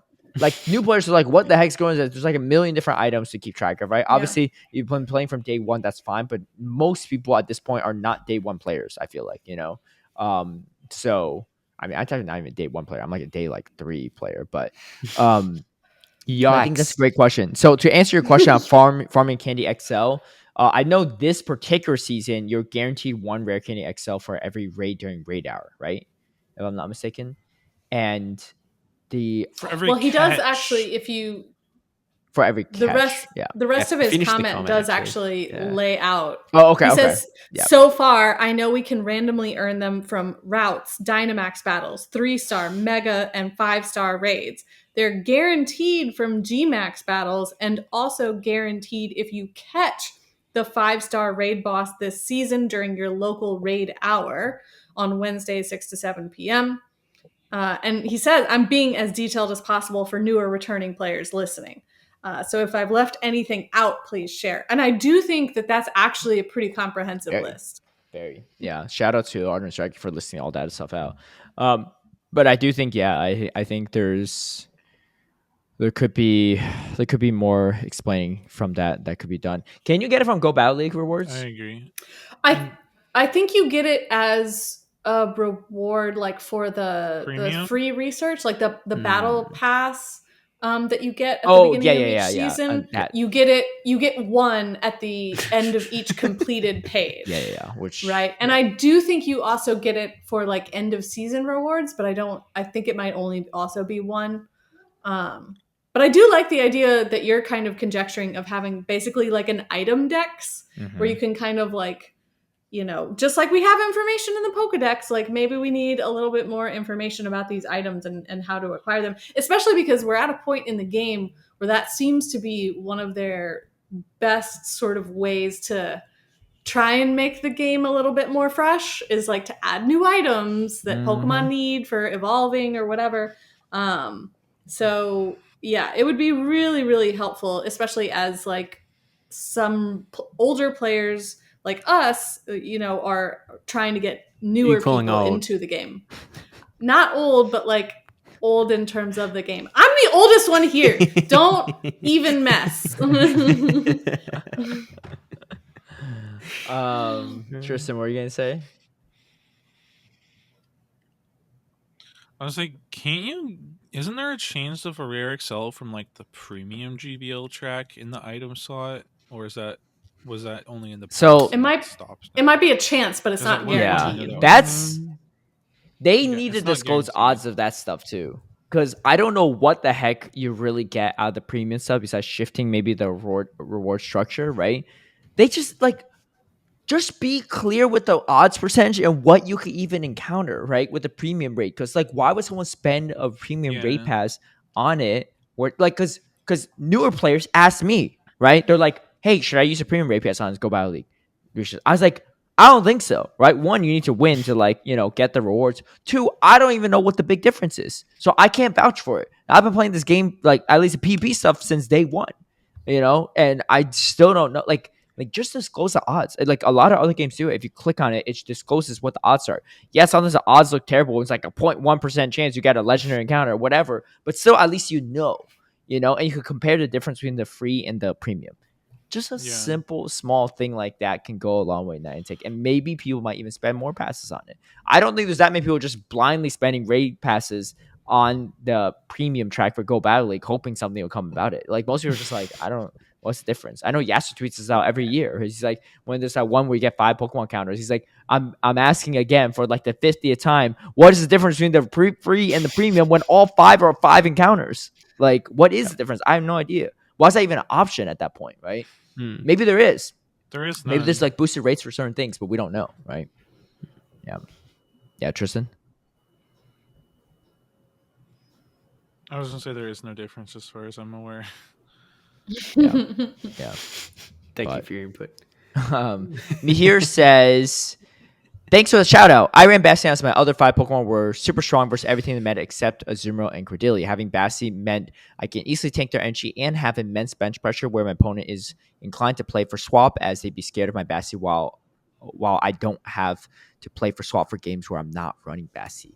Dude, so smart too. Honestly, again, shout out to me here for running all the way with Bastiodon. Like honestly, like I'm looking at it too, it looks super strong in this meta, but it also doesn't look super strong because the SmackDown nerf definitely hurt it a bit, and the fact that he was able to win it all with that Bastion still is masterclass. I don't know. Hey, I don't know if I'll run in my next tournament. We do know Anacore running Bastion Bird though, so there'll be at least one Bastion down the road. And we know who will. honestly, Anacore's been playing pretty well these days, so if he can make a wonky pick like that work, if anyone could, it's probably him.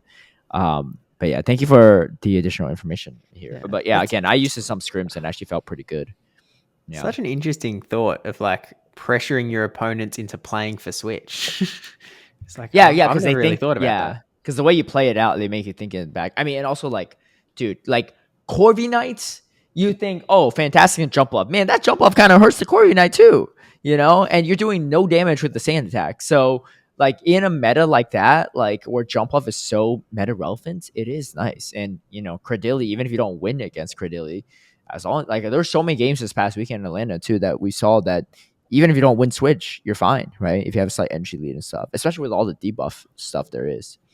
Artemis Dragon says, I'd like to make a prediction for Base Community Day. No specifics, but if history has taught us anything, whatever they choose, it would not do anything for the meta since Go was added to play since Go was added to the Play Pokemon roster. In 2022, we had a lone Geodude. In 2023, they gave us Fennekin. Last year, we got Bonsweet.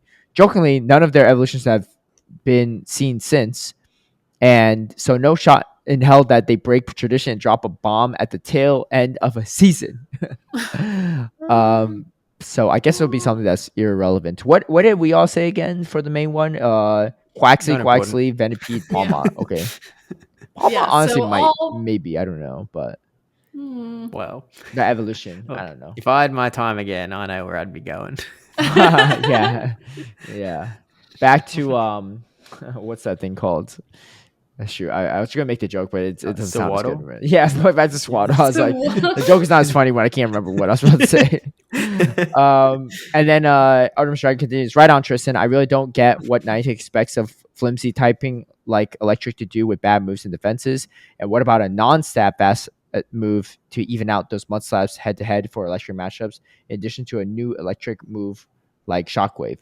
And let's not stop at Shockwave. Electro Ball at a 35 energy, 55 damage for Luxio, Magneton, Electabuzz, and Ice Punch. Magnarize from Vanillish and Vanillux. Thunderwave for Raichu. Luxray, Hisuian Electro, Dedenne, Togedemaru. I know I went overboard, but 2-0 Butters would be hype. Yeah. No, honestly, like, speaking of 2-0 Butters, like, they had a pass, when we're trying to kill some time in the broadcast, they're like, oh, like, here's a community day graphic. I was like, dude, how hype would it be if this community day was actually something that PP players were looking forward to? Like, Avalanche on Vanillux, like, it's not going to change too much, Well, who knows? Maybe down the road it might, but that's why I was every time like, Butters, take it away. You got the community day spiel. That was that one time when you were like, that's my favorite thing to do when I'm casting Butters is I just pass it on to him. I remember once too, there was like a tweet they set us up all in Spanish. And I'm like, dude, I haven't done Spanish in like 20 years. Like I can't, like my Spanish wasn't even that good back then. I was like, are you expecting to do this? I was like, you know what, Butters? You got this, right? And he's like, I'll take a stab at it, right? He's always a good sport about it. because it's Butters, but I mean he knows Portuguese, but a little overlap here there. That pretty much does it for our YouTube comments. One final comment. It's from none other than Jen on the Poppy episode. Is here we are, son after Atlanta. Scrafty does not retain upper hand when. Wait, so it doesn't retain it, but it has access to it, I think. So I don't know how. Like it works. like if you if you evolve if you evolve if you evolve a Scraggy that knows upper hand, it won't necessarily keep. Oh, but it could re-roll it. Yeah. Yes. Yeah. I don't think you need to elite TM it if I were to guess. Let me just double check PV Poke. But I like how definitely elite TM it. But...